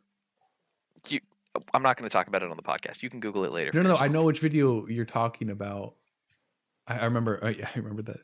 How he's suing them Okay. and blackmail and all that. Jeez, that's Yeah. journalism at its finest. By the way, let me just Poor tell you. poor guy. That's Yeah. to me that's the pinnacle of modern journalism. Oh my Bad gosh. modern journalism, I should say. Okay, so tell me about this first article that I posted. I just posted it like an hour ago, like an actual hour ago. You might know more about it than I do because I just barely got a whiff of this and decided we had to talk about it. If it ever wants to open the article, I'll tell you all about it. There we go. So this is interesting because I only heard one part of this. Yeah, what's his? But this article expands on the whole topic where What's his name? a Japanese voice actor, Pierre Taki, perfect pronunciation, by the way. Boom, nailed it. Nailed it. He was arrested for cocaine use. Yeah. And so now, like, every game he's associated with is like, nope, we don't want you anymore in our games. Yeah. So you have like he was Olaf in Kingdom Hearts 3, and Disney's like, Square Enix is saying, yeah, no, we're gonna replace you. Sorry, man. We have Sega pulling a video judgment. I've never heard of this video game. I don't think it's been released yet. I think it's their new one. Let me check. Oh no, it says released in Japan on the December of last year. Okay, gotcha. So it's their new game. But they're apparently deleting tweets promoting the game and everything. Man, that's So they're really serious. Yeah, no, apparently Japan has a thing against drug use or something. I Yeah, don't know. they're very hardcore against drug use. That was the main thing I was kind of getting from this article, and from talking to one or two other people. It seems like they're very weird about it. They have a very big It's apparently a big taboo there to take drugs. I had no idea.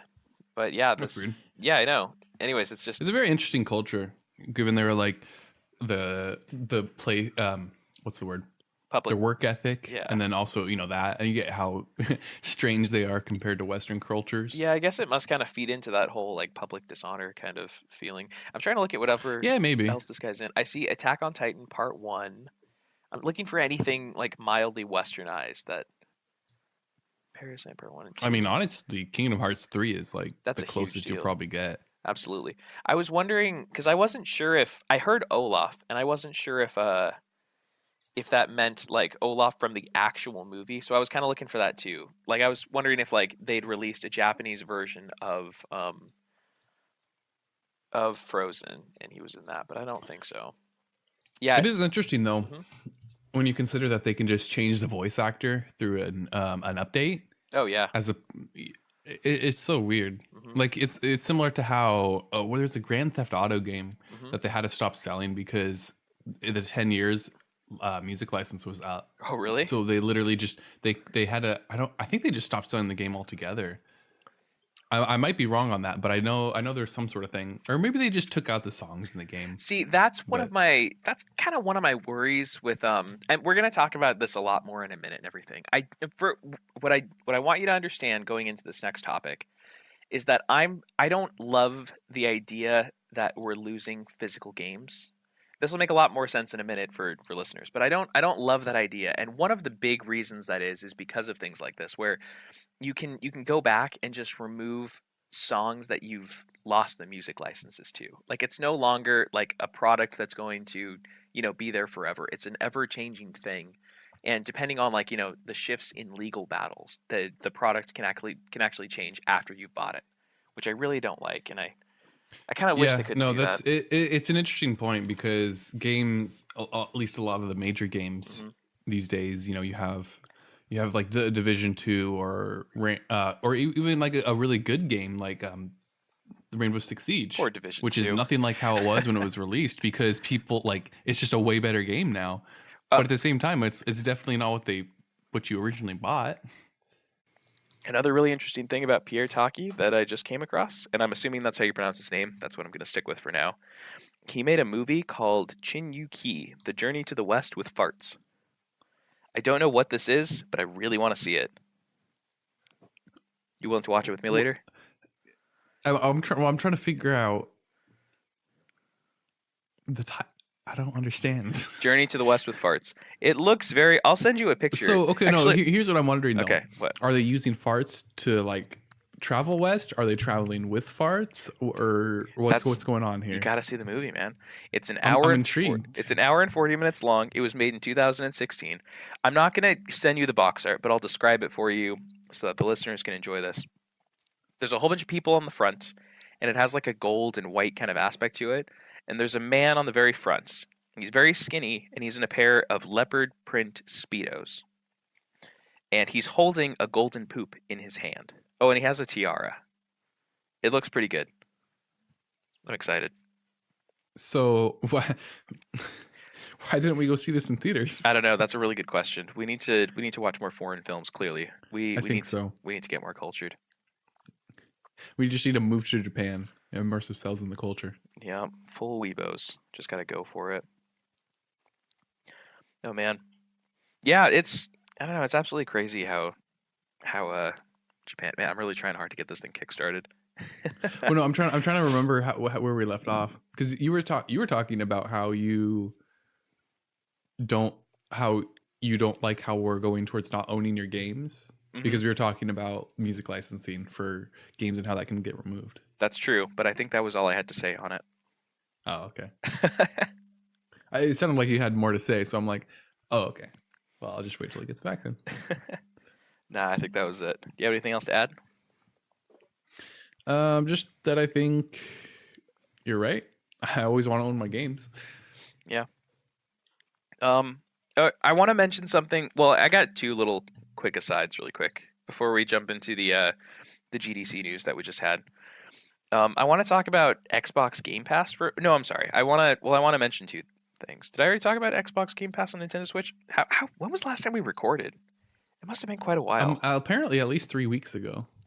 Jeez. Okay. Well, Xbox Game Pass just came to the Nintendo Switch, and I believe it was just announced that it's also coming to iOS and Android. So I don't know what exactly Xbox is planning, but it's got to be something really big. I think they're. Man, I don't even know what the move would be. I mean, I guess this. You know what this makes sense for? It makes sense for Minecraft, but I can't imagine too many more of its IPs that it'd really work very well for. Yeah, so you're saying that Xbox Game Pass is gonna be coming to mobile devices as well? Yeah, So I wonder if maybe they're just gonna. Well, I mean, I don't know if Microsoft has published any mobile games, but maybe they just mean it's like unified now, let me see what it more says. unified than ever before. So I'm looking at Xbox Game Pass on Android, and it says under the banner, get unlimited access to play over 100 great games, including highly anticipated Xbox exclusives for one low monthly price. And it can't be like the big ones, because I'm seeing like State of Decay and Sea of Thieves, and I don't think they're talking about those for mobile if it's trying to run off of your phone's hardware. Yeah, I really do. Okay, I'm looking online, and again, I'm seeing like Fallout 4, Crackdown 3, stuff like this. Maybe what they're doing is I don't know. I don't know what their play is here. Like, what do you think they could be doing with it? Like, I guess they could be thinking about starting their own streaming service, but that seems like a bad move. Streaming service? You mean like streaming video games like Google announced? Or do you mean video streaming service? What do you mean? What type of streaming service? I mean streaming service like what Google's talking about right now. Well, Xbox. Oh no. Okay, I was getting streaming and then also just access to games like PlayStation Plus or whatever. I was getting those two mixed up because I forgot that's what Xbox Game Pass is. Yeah. For some reason, I was thinking Game Pass was like a video game streaming service. No, it's just it's just like it's just a whole bunch of free games, but none of their games are mobile. Pro Evolution Soccer, Hello Neighbor, Sniper Elite 4, Forza Horizon. Like, I don't know what their play is. I don't even know what this app would offer. Is it out on? It can't be out on the Play Store yet, can it? I guess I'll check. I doubt it. Let me just check really quick, just in case. Because they already have like an app for the Xbox, don't they? I believe so. Like how Sony has one for the PlayStation. I just type in, yes, there's an Xbox app that you can download, which I'm assuming is just integration with your actual Xbox. Xbox Game Pass. By the Microsoft Corporation. Well, I guess I'm downloading this. Maybe by the end of the podcast we can see what's going on here. Yeah, Microsoft's been doing some interesting stuff though lately. Yeah, I'm very curious to see what they do in the next couple of years. I want to see what their play is. I think they're gonna start pulling out of the console business. I think that everyone's kind of seeing the tides changing the water. I think that PlayStation has kind of won this round so hard that they're gonna have a really big play in the next generation, and Nintendo Switch has kind of made its own little niche. But oh, you pronounce it like that? You're one of those people? Aren't niche and niche different words? I'm really curious. I always thought niche was the way you're describing it. Digital Symposium like podcast, always answering the hard questions. Keep going. Yeah, I thought niche was like a very specific, like you carve out your own like niche in the market or something. Like it's a very specific product, but it fills a need. Definition: recess in a wall, especially that. How do you pronounce niche?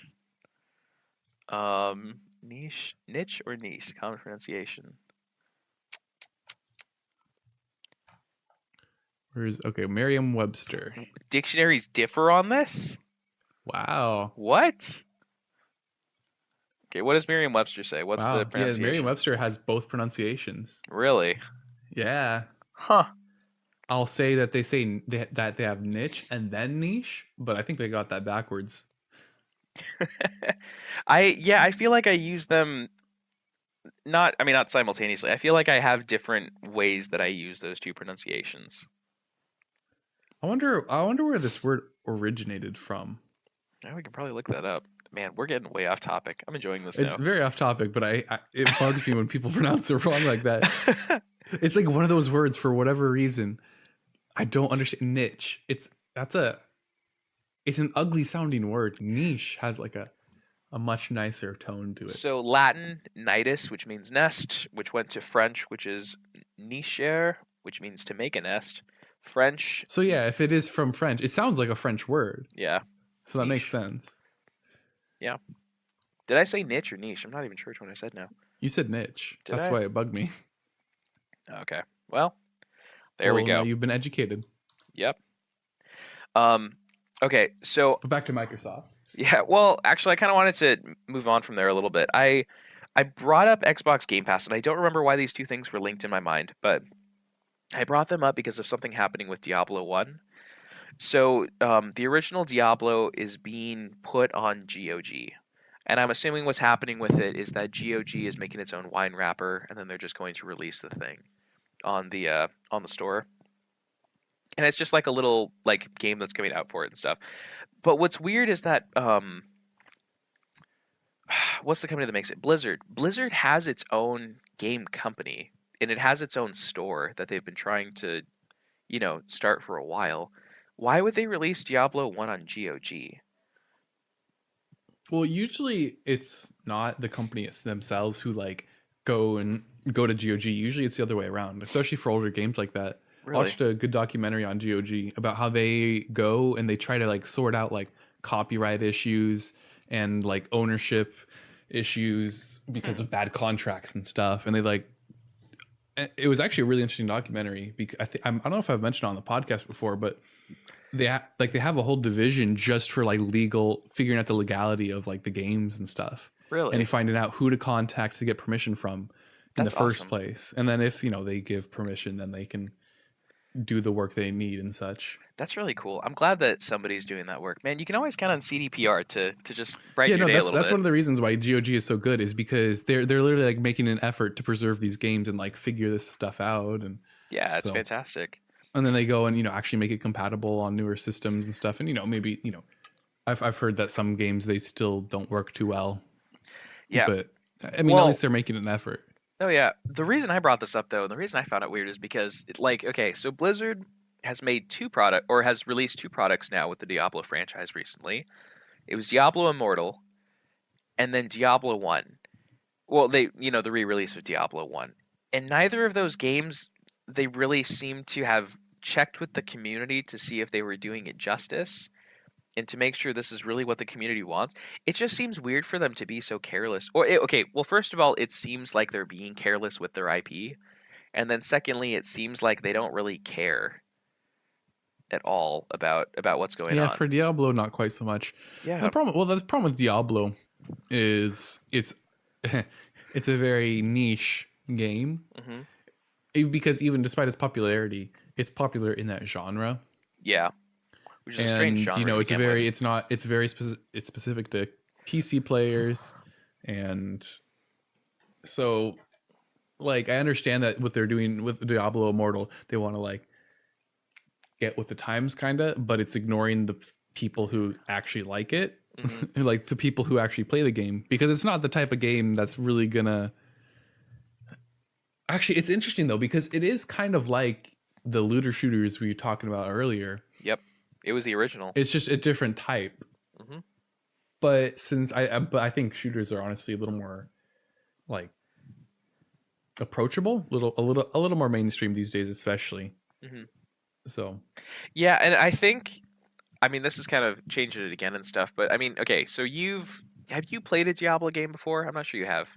I haven't played a Diablo game, but I've played Diablo clones. Okay, gotcha. Yeah, and you've played like Torchlight. Torchlight is basically the same Torchlight, game. and I played Grim Dawn as well. Yeah, this is the reason, and I think I mentioned this to you a while ago and to some other people. I was kind of annoyed that the community was so upset with this new Diablo going to mobile. Because I think you're absolutely right. I think the PC scene has become very much saturated with first-person games, and not necessarily shooters, but even the survival games that have come out.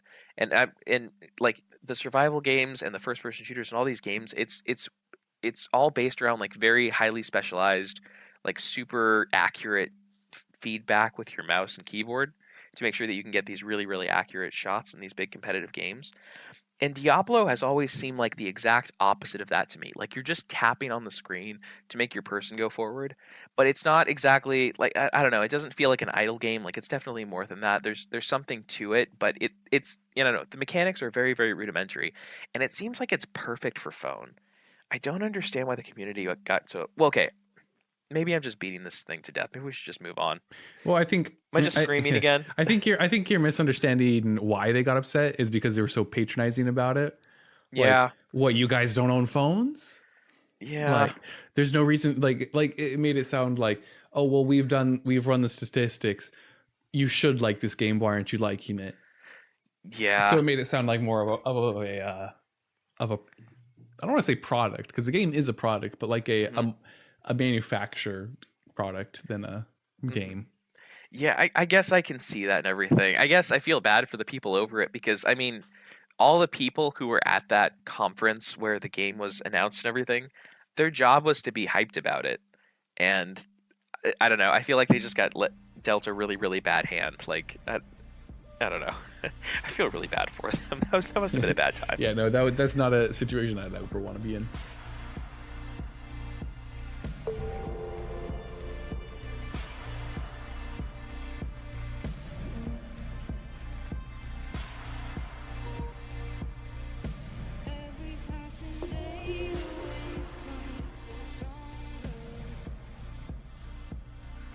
All right, Jake, you ready to talk about it? Which one? The biggin. The real biggin. The one that I've been waiting for, like, to talk your ear off about for a day and a half now. Actually, I gotta go do something. What's it called? Can we record next week? What's it called? What's the name? I don't actually even know. It's not up here. What? You don't know the name? Oh man, it's been over every single tech blog. It's Savia. Stadia. Google Stadia. Stadia. Stadium. Yeah, Google Stadium. Google Stadia. I actually did not remember it. All right, so just recently GDC has happened or is happening. Is GDC still going on? I feel bad about this. I should know this. I think GDC to the 22nd. Yes, it is. It's still going on. Google held a press conference at Game Developers Conference because, and this is from one of the cut topics, E3 is kind of dead or, you know, on life support at this point. But GDC seems to be the new conference where everyone's announcing a whole bunch of stuff. So Google came to this event and introduced its new cloud service platform. And along with it was a whole bunch of fun bells and whistles that I don't think anyone was really expecting, which is the reason I got super excited about it. But let me see. So what are all these bells and whistles in? Because I haven't read anything about it. Google Stadia specs. They had a whole bunch of infographics that I wish I could just see pictures of. Hold on. I know that oh, here we go. Gotcha. So the GPU that Stadia is running for every single system is 10.7 teraflops of power, which is roughly the new PlayStation and the new Xbox combined. 56 compute units, whatever that means. HBM2 memory, again, no idea. CPU's custom 86 processor, 2.7 gigahertz, hyper-threaded AVX2. Memory is 16 gigs. Wait, what is this exactly? This is so. Can you send me a link to this because I don't quite understand what they're describing here because I thought it was a cloud gaming. It's a cluster. They're explaining what each individual person will be working with while on that cluster. So every time someone opens up an instance of the game that they're playing, they're going to be using these specs. Does that kind of make sense? I'll send it right now. Yeah, that makes sense. Yeah, I'll send over exactly what I'm looking at right now. Boop. There you go. Yeah. So, anyways, they so it's a big cloud gaming service, and there's a couple bells and whistles on it. So that's kind of the cluster you're working with, and the big one that I got off of there because I don't understand the rest of those things is the 2.7 teraflops. I'm sorry, 10.7 teraflops, which is roughly the GPU power of both the new PlayStation and the new Xbox combined. Okay, when you say that though, that meant nothing to me, so I actually had to look it up. And the GTX 1080 is at 9 teraflops. Perfect.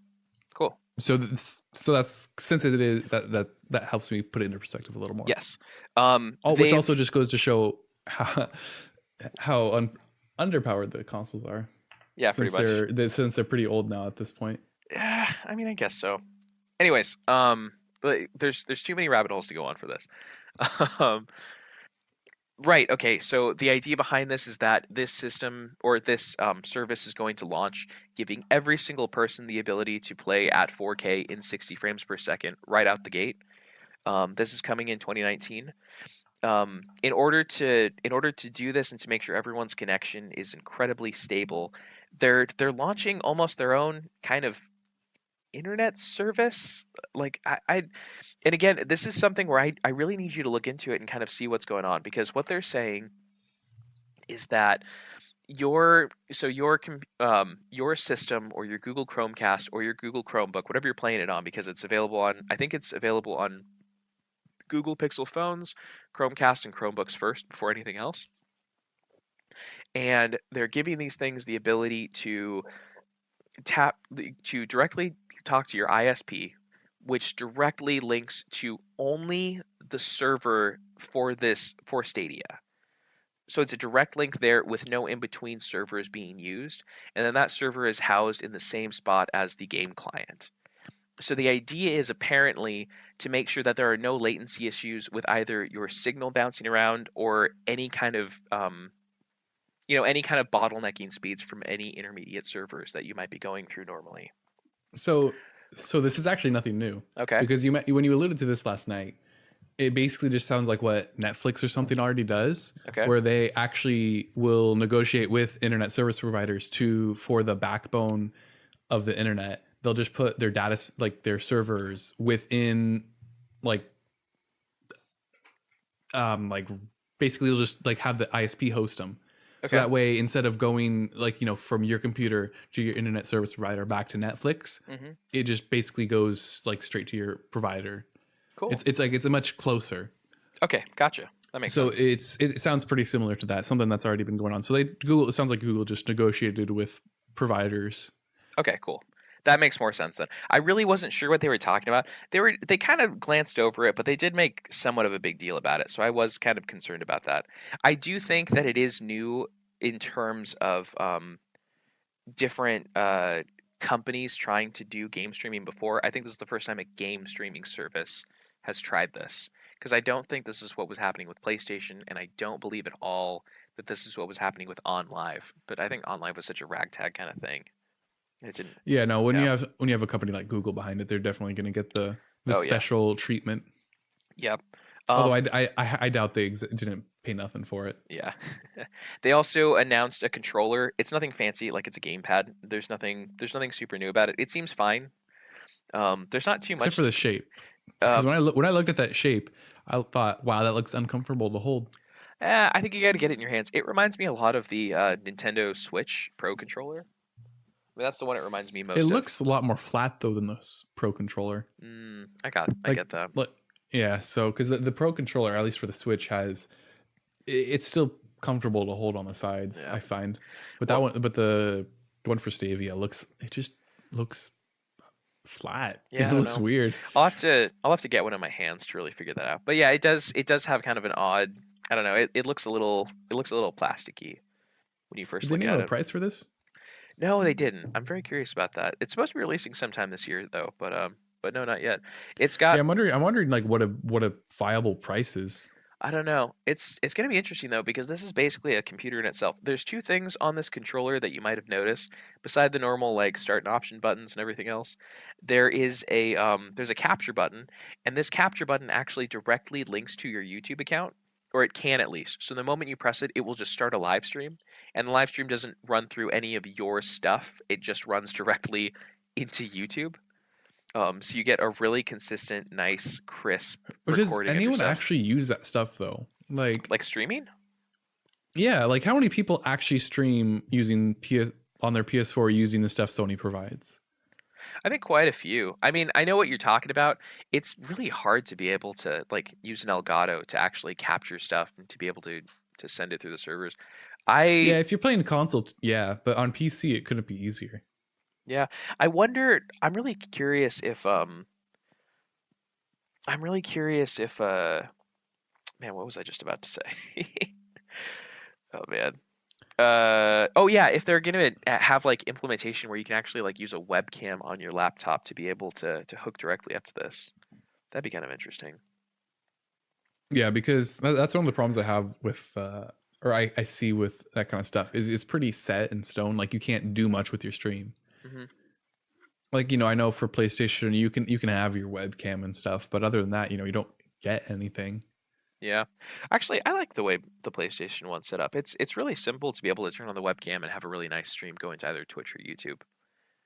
But no, anyways, it seems like they're just trying to add as many bells and whistles for creators to play with.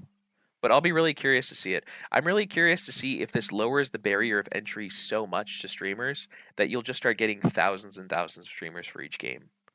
I'm very curious But to I don't see what know if happens. like What? I don't know if I really want that though, Yeah, because that I'm. just sounds like saturation for the point of saturation. No, I don't think so. I think when you get that many, there's just gems that are going to rise to the top anyways. And I think there's always room for new creativity to kind of enter the space when you just have all these people that wouldn't normally record being able to record so incredibly easily. Like one thing that I've wanted to do for a while is get Emily to start streaming.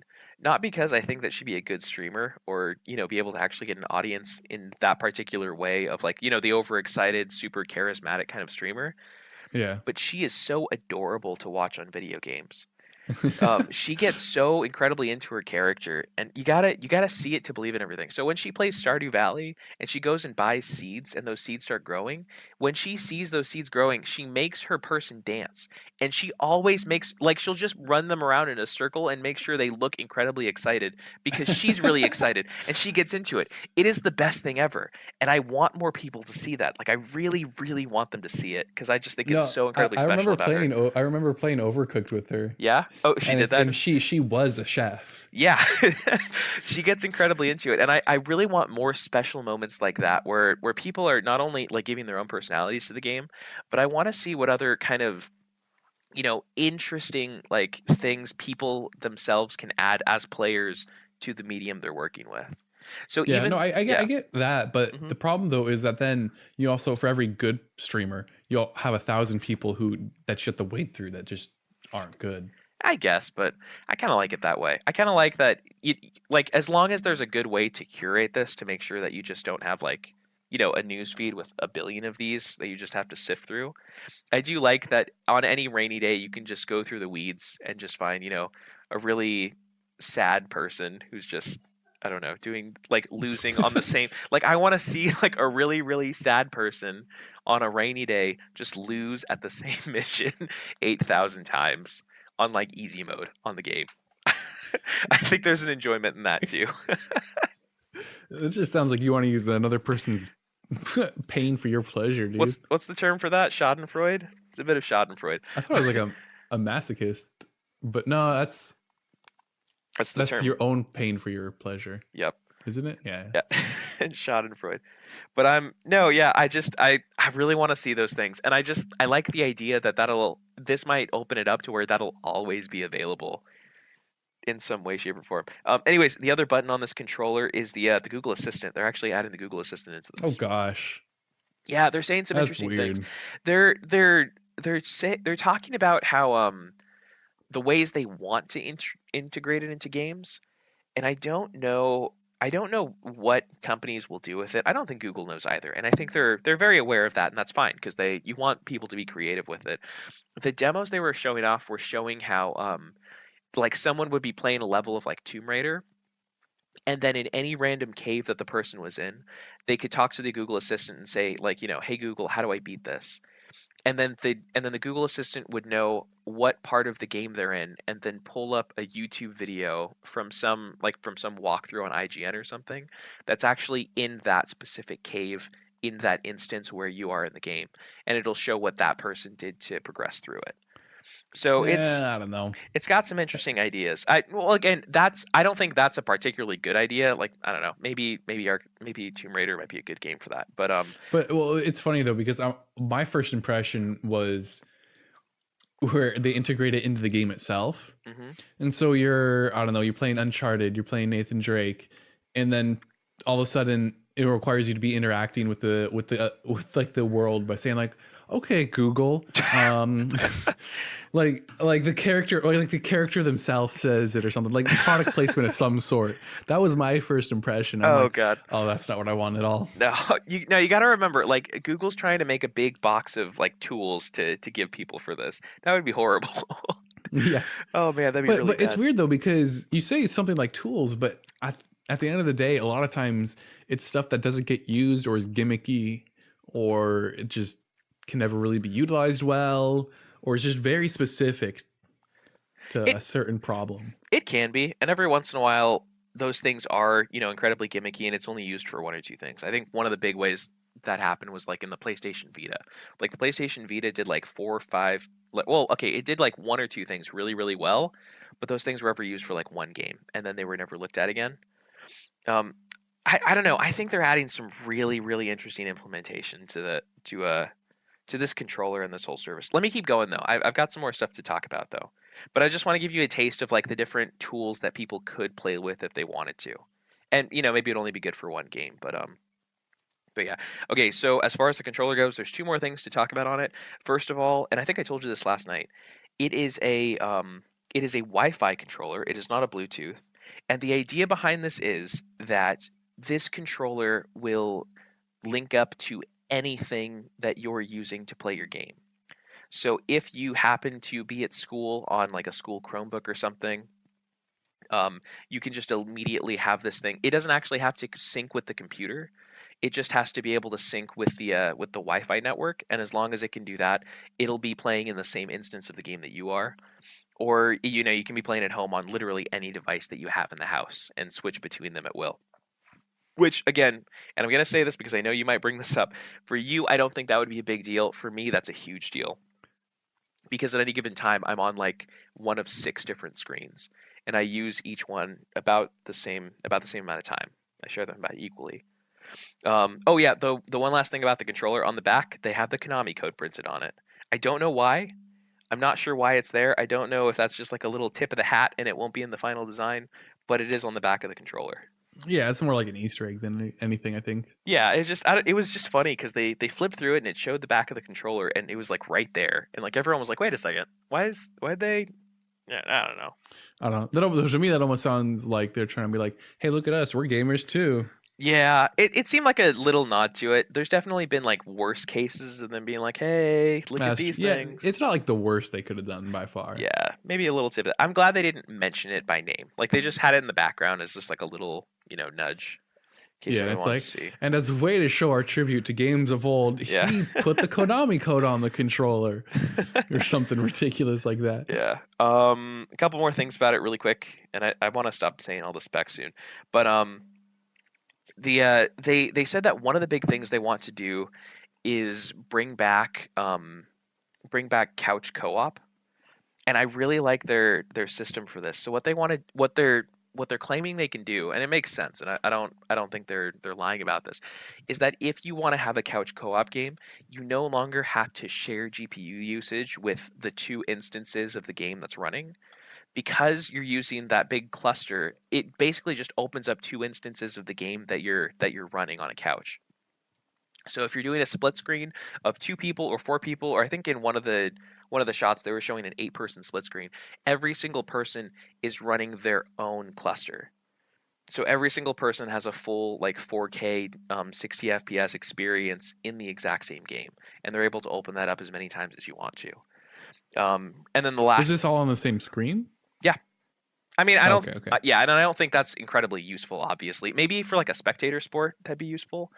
But yeah, I was gonna say, because if when you get up to, if you were to have like 4 yeah, 4K 60 frames TVs or whatever trying to download that video, oh yeah, there's only a handful of households that could actually do that. Oh no. Well, okay. I don't think you would actually be streaming every single instance in 4K. I think it would probably narrow Well, I it mean, down. I'm saying if they were on separate TVs, Yeah. as opposed to split screen. Oh, gotcha. No, I think it was just describing yeah, like one 4K screen that they were splitting it up into, but it could technically do all of the instances in a single thing.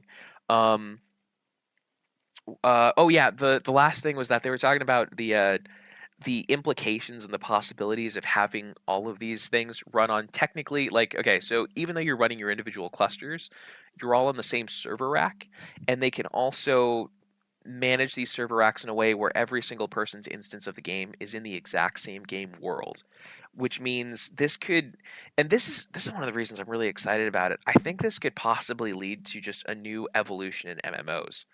I've never really liked MMOs, but this could, oh man, this is really exciting if you're a person that really enjoys MMOs. Just the idea of having like a full complete experience, no shards that you're hopping in and out of or anything.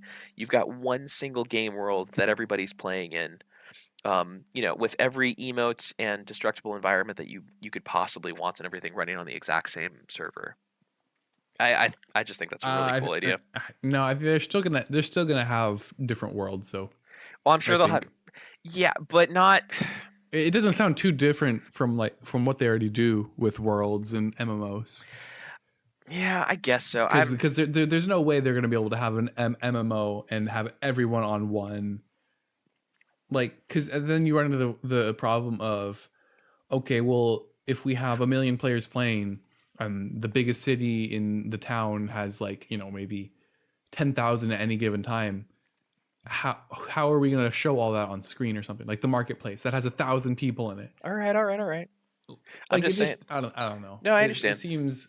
I don't think we're quite there for that yet. There's really big like I was listening to a talk a while ago with MMOs, and one of the big issues that they have is when you're running large game worlds, you have to, okay, well, let me say this actually. It won't get rid of shards, but it could make those shards much bigger and a game to require a lot less of them. One of the big issues that you run into with MMOs is that when you're making one of those, you have to send every single signal to every other person's computer, and you're trying to do that at the same time, which becomes really difficult if you have a lot of actions. So if you just have a single action of someone, doing a dance in the middle of town, that same signal has to be sent to every single person in that town. And then, if there's a speck of dust that flies up, that signal has to also be sent to every single other computer. And it's very, very hard to have all of those animations kept in one place. But this would kind of solve that problem because all of the computing would be done in the exact same place. So yeah, I don't think it would get rid of all of their problems, but I think it could be a really big leap forward for them. That's weird though, because why's that? Oh man, that's such a complex.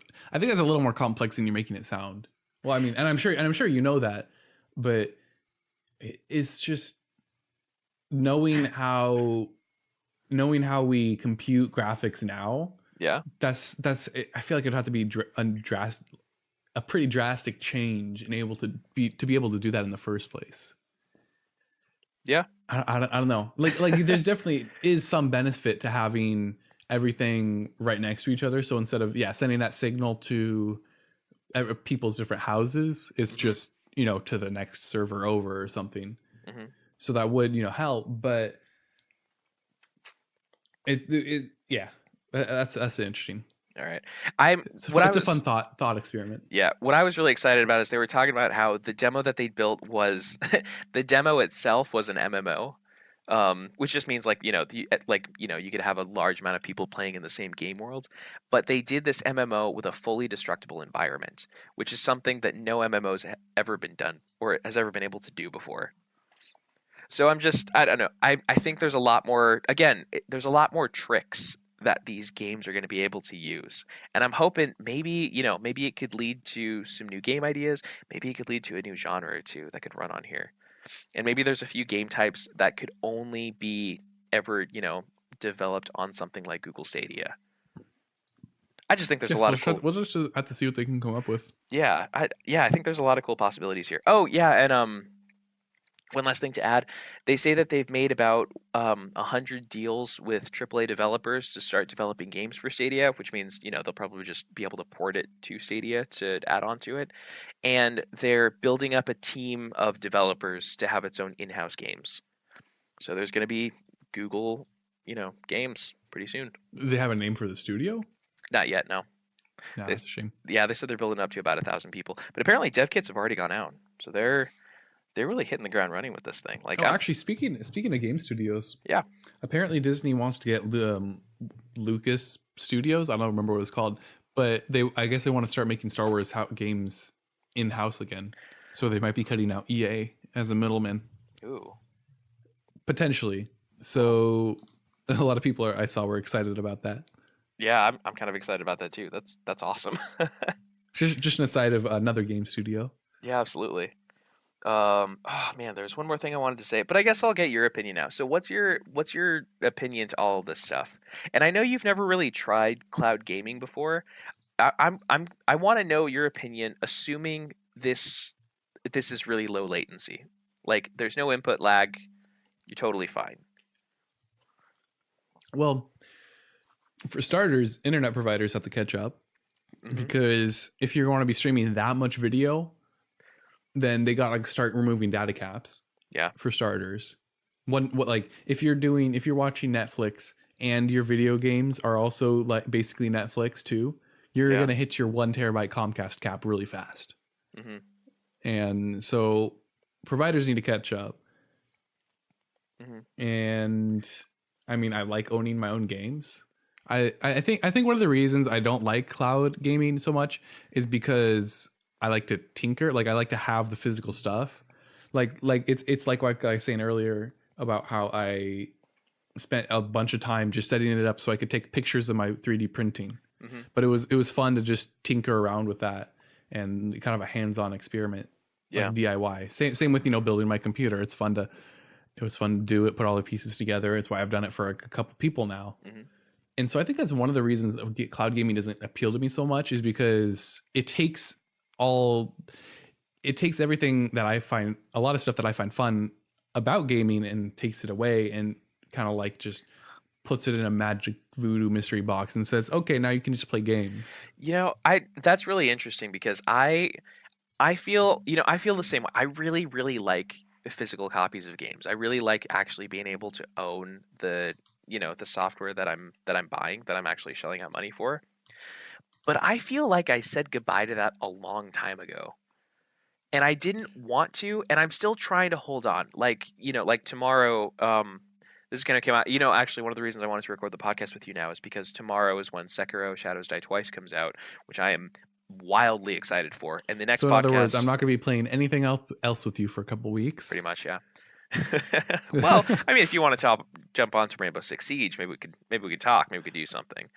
But no, I'll come around to it. But actually, Emily will probably play. Actually, hang on. I just realized I own a PS4. If I wanted, I could play it myself. Yes, you could, or you could just borrow my copy once I finish it. But yeah. Oh, you know what? You need to borrow God of War now that you can. I just realized that's a possibility. Anyways. I feel like I said goodbye to it a long time ago. Like a long time ago, I was buying games like Tony Hawk's Pro Skater, and all of those games on like the original PlayStation, and then all of my games on the original PlayStation 2. And as soon as the PlayStation 3 came out, and those like all of the updates to the games and the patches started coming out, I started kind of falling out of love with owning that stuff itself, because it felt like it didn't really mean anything. Like the disc was there as like, a miniature hard drive that I was kind of carrying around, but it was just basically a hard drive. And then I've gotten even more dissociated from it now that Steam has taken over my life. Because on Steam, I technically own these games, and they're technically on my system, but they still kind of feel ethereal, because I don't really feel like I owned those game files, and I don't have like a nice physical space with a nice aesthetic on the box to keep them in. It's probably just nostalgia that's doing it. I mean, I guess I could like try to switch over to GOG and own those game files, but I don't know. I feel like that's already gone. So when I look at something like Stadia, I feel like it's just the next obvious step, because I've already let that part of what I love about games die. And now I feel sad about Stadia. Yeah, no, it's been a long time coming because when Adobe switched to the pay monthly plan, Yeah. and Microsoft did it for their Office products, and it's a lot of just a lot of companies do it now. Like Hmm. there's one for my dad's business. They used a program, and they never needed to upgrade computers, so they're still using XP, Hmm. and it's not like they really could afford new computers anyway, but they didn't need to because it worked fine. But then after a decade or so, computers do sometimes start to like show a little bit of age. Oh yeah, they start getting gray But hairs. then they wanted to buy the some file. I can't remember the name of the program, but they just wanted to upgrade the software, but they moved over to like a really expensive like yearly plan. Hmm. You can't buy the software anymore. You have to lease it, and Yeah. it's not possible for it. It's just too expensive. Yeah. It's absurd.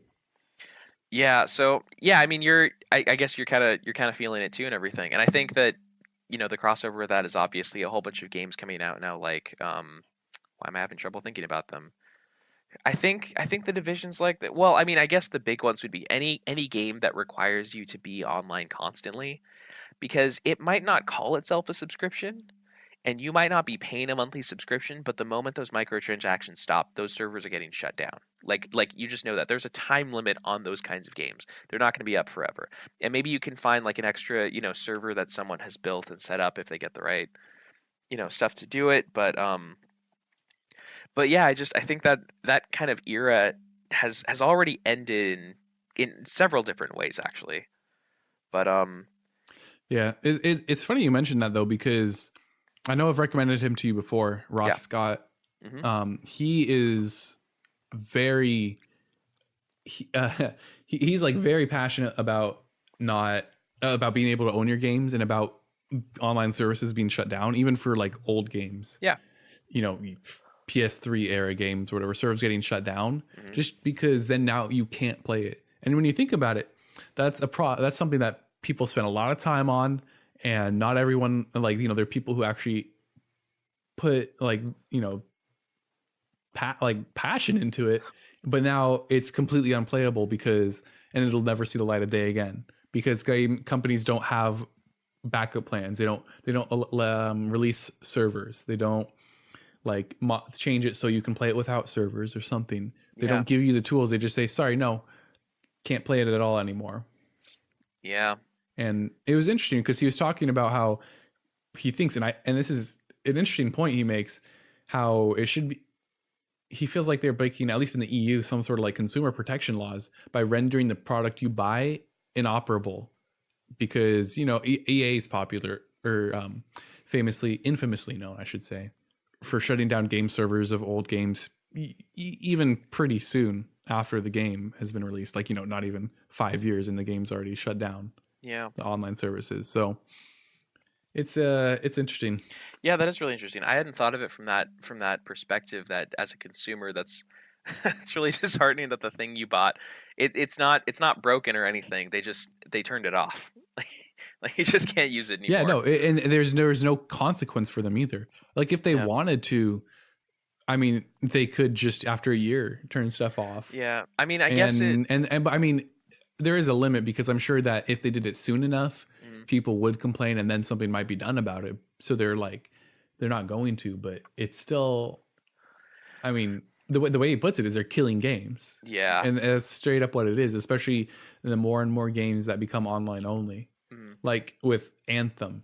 Mhm. As bad of a game as it is, you're not going to be able to play it in 10 years. Mhm. No one's going to be able to play that game. They're going to shut down the servers, and you won't be able to like see anything from the game again, because it's online only, and it's EA, so they're not going to provide you any way to host your own server or make it offline or anything, which Yeah. is a shame, because even if it's a bad game like Anthem, it's still good to be able to go back for posterity's sake, or like you're saying, like a history perspective. Yeah. Absolutely. Just to go back and to But look at how you far can we've come. even emulate NES games and all Mhm. that, and you can see those kind of games, but you with online only games, you're not going to have that option. I'm thinking about it more. I'm not sure I totally agree with his perspective, because I think there's another argument you could make. There's another way you can view it. and that's that instead of buying a a product that you're able to use forever, especially with the subscription ones. But with any of them, you're not, instead of buying a product that you can use forever, what you're really doing is it's more like buying a concert ticket. Like it's a thing that will end eventually, and then once it does, like the event is over because there was so much overhead to keep it going.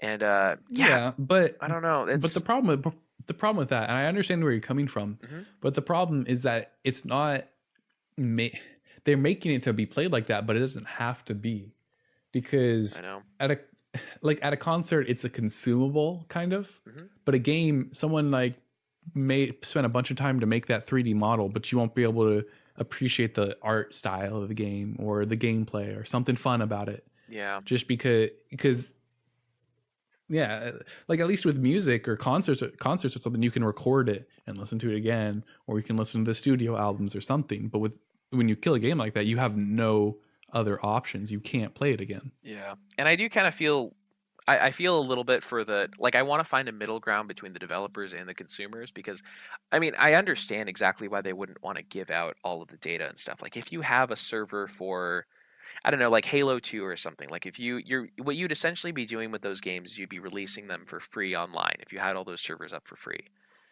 And if Bungie or 343 or whoever owns it now did that with like Halo 2, that would probably suck up a lot of money from their new products because you'd have people going on those. But I don't know, maybe if maybe in some magical universe, if you could do 20 or 30-year contracts where after a certain amount of time they have these files that are just sitting on a database somewhere must get released to the public. Or at least the people I mean, I don't expect it necessarily for old games. Yeah. Especially if the companies are defunct or something, but it's not a part of anyone's plans. Like they don't it should be built in, like an itinerary, or not an itinerary, like a backup plan should be built into the game or the budget or whatever. But it's just not. Yeah, that's frustrating. I don't know. It seems like I think we've said just about all we need to say though, because this is getting really long. I guess I wanted to say one more thing though. It does seem like there's an opening. If anybody listening to this decides to start some massive, amazing nonprofit company that just offers some kind of incentive to large companies to get their permission to release a game for free after maybe even 50 years. I don't even care how long it is, as long as there's some kind of plan in place. But yeah. I definitely agree with you on that. That's dumb. The problem with that though is you're leaving it to the consumer to have to take action, or someone else. I mean, you're just trying to incentivize the company. You're not punishing them for anything.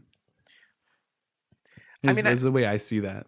I guess so, but okay. So there's a lot of artists though. In fact, I think it's a fairly large part of the art world that some art is to be appreciated in the moment, and then after that moment it should be destroyed. There's a lot of artists who destroy their work, and there's a lot of artists who do things specifically because they know that the moment's going to be fleeting. I really don't think there's any way you could really make an argument to financially, punish a company for taking those things off the market. I know you'd want to, and I really want to as well. Like I want there to be a way for them to stick them on, but I think there's no way to really do it without financial incentives. But I don't know, man. Yeah, I don't know. It's a situation. I'm excited about Stadia because they talked about in the future doing 8K at 120 FPS streaming.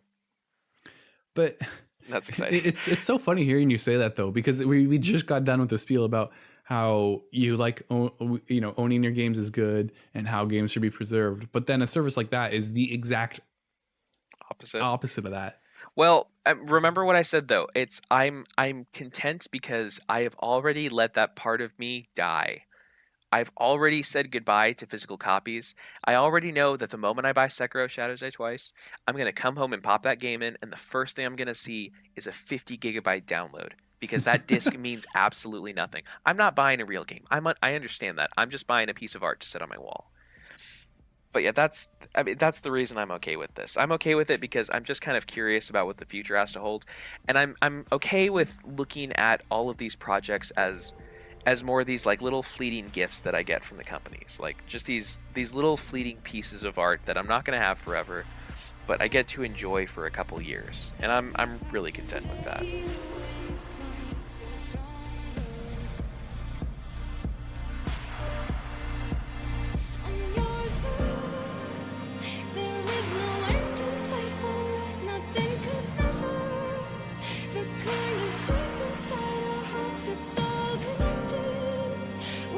together.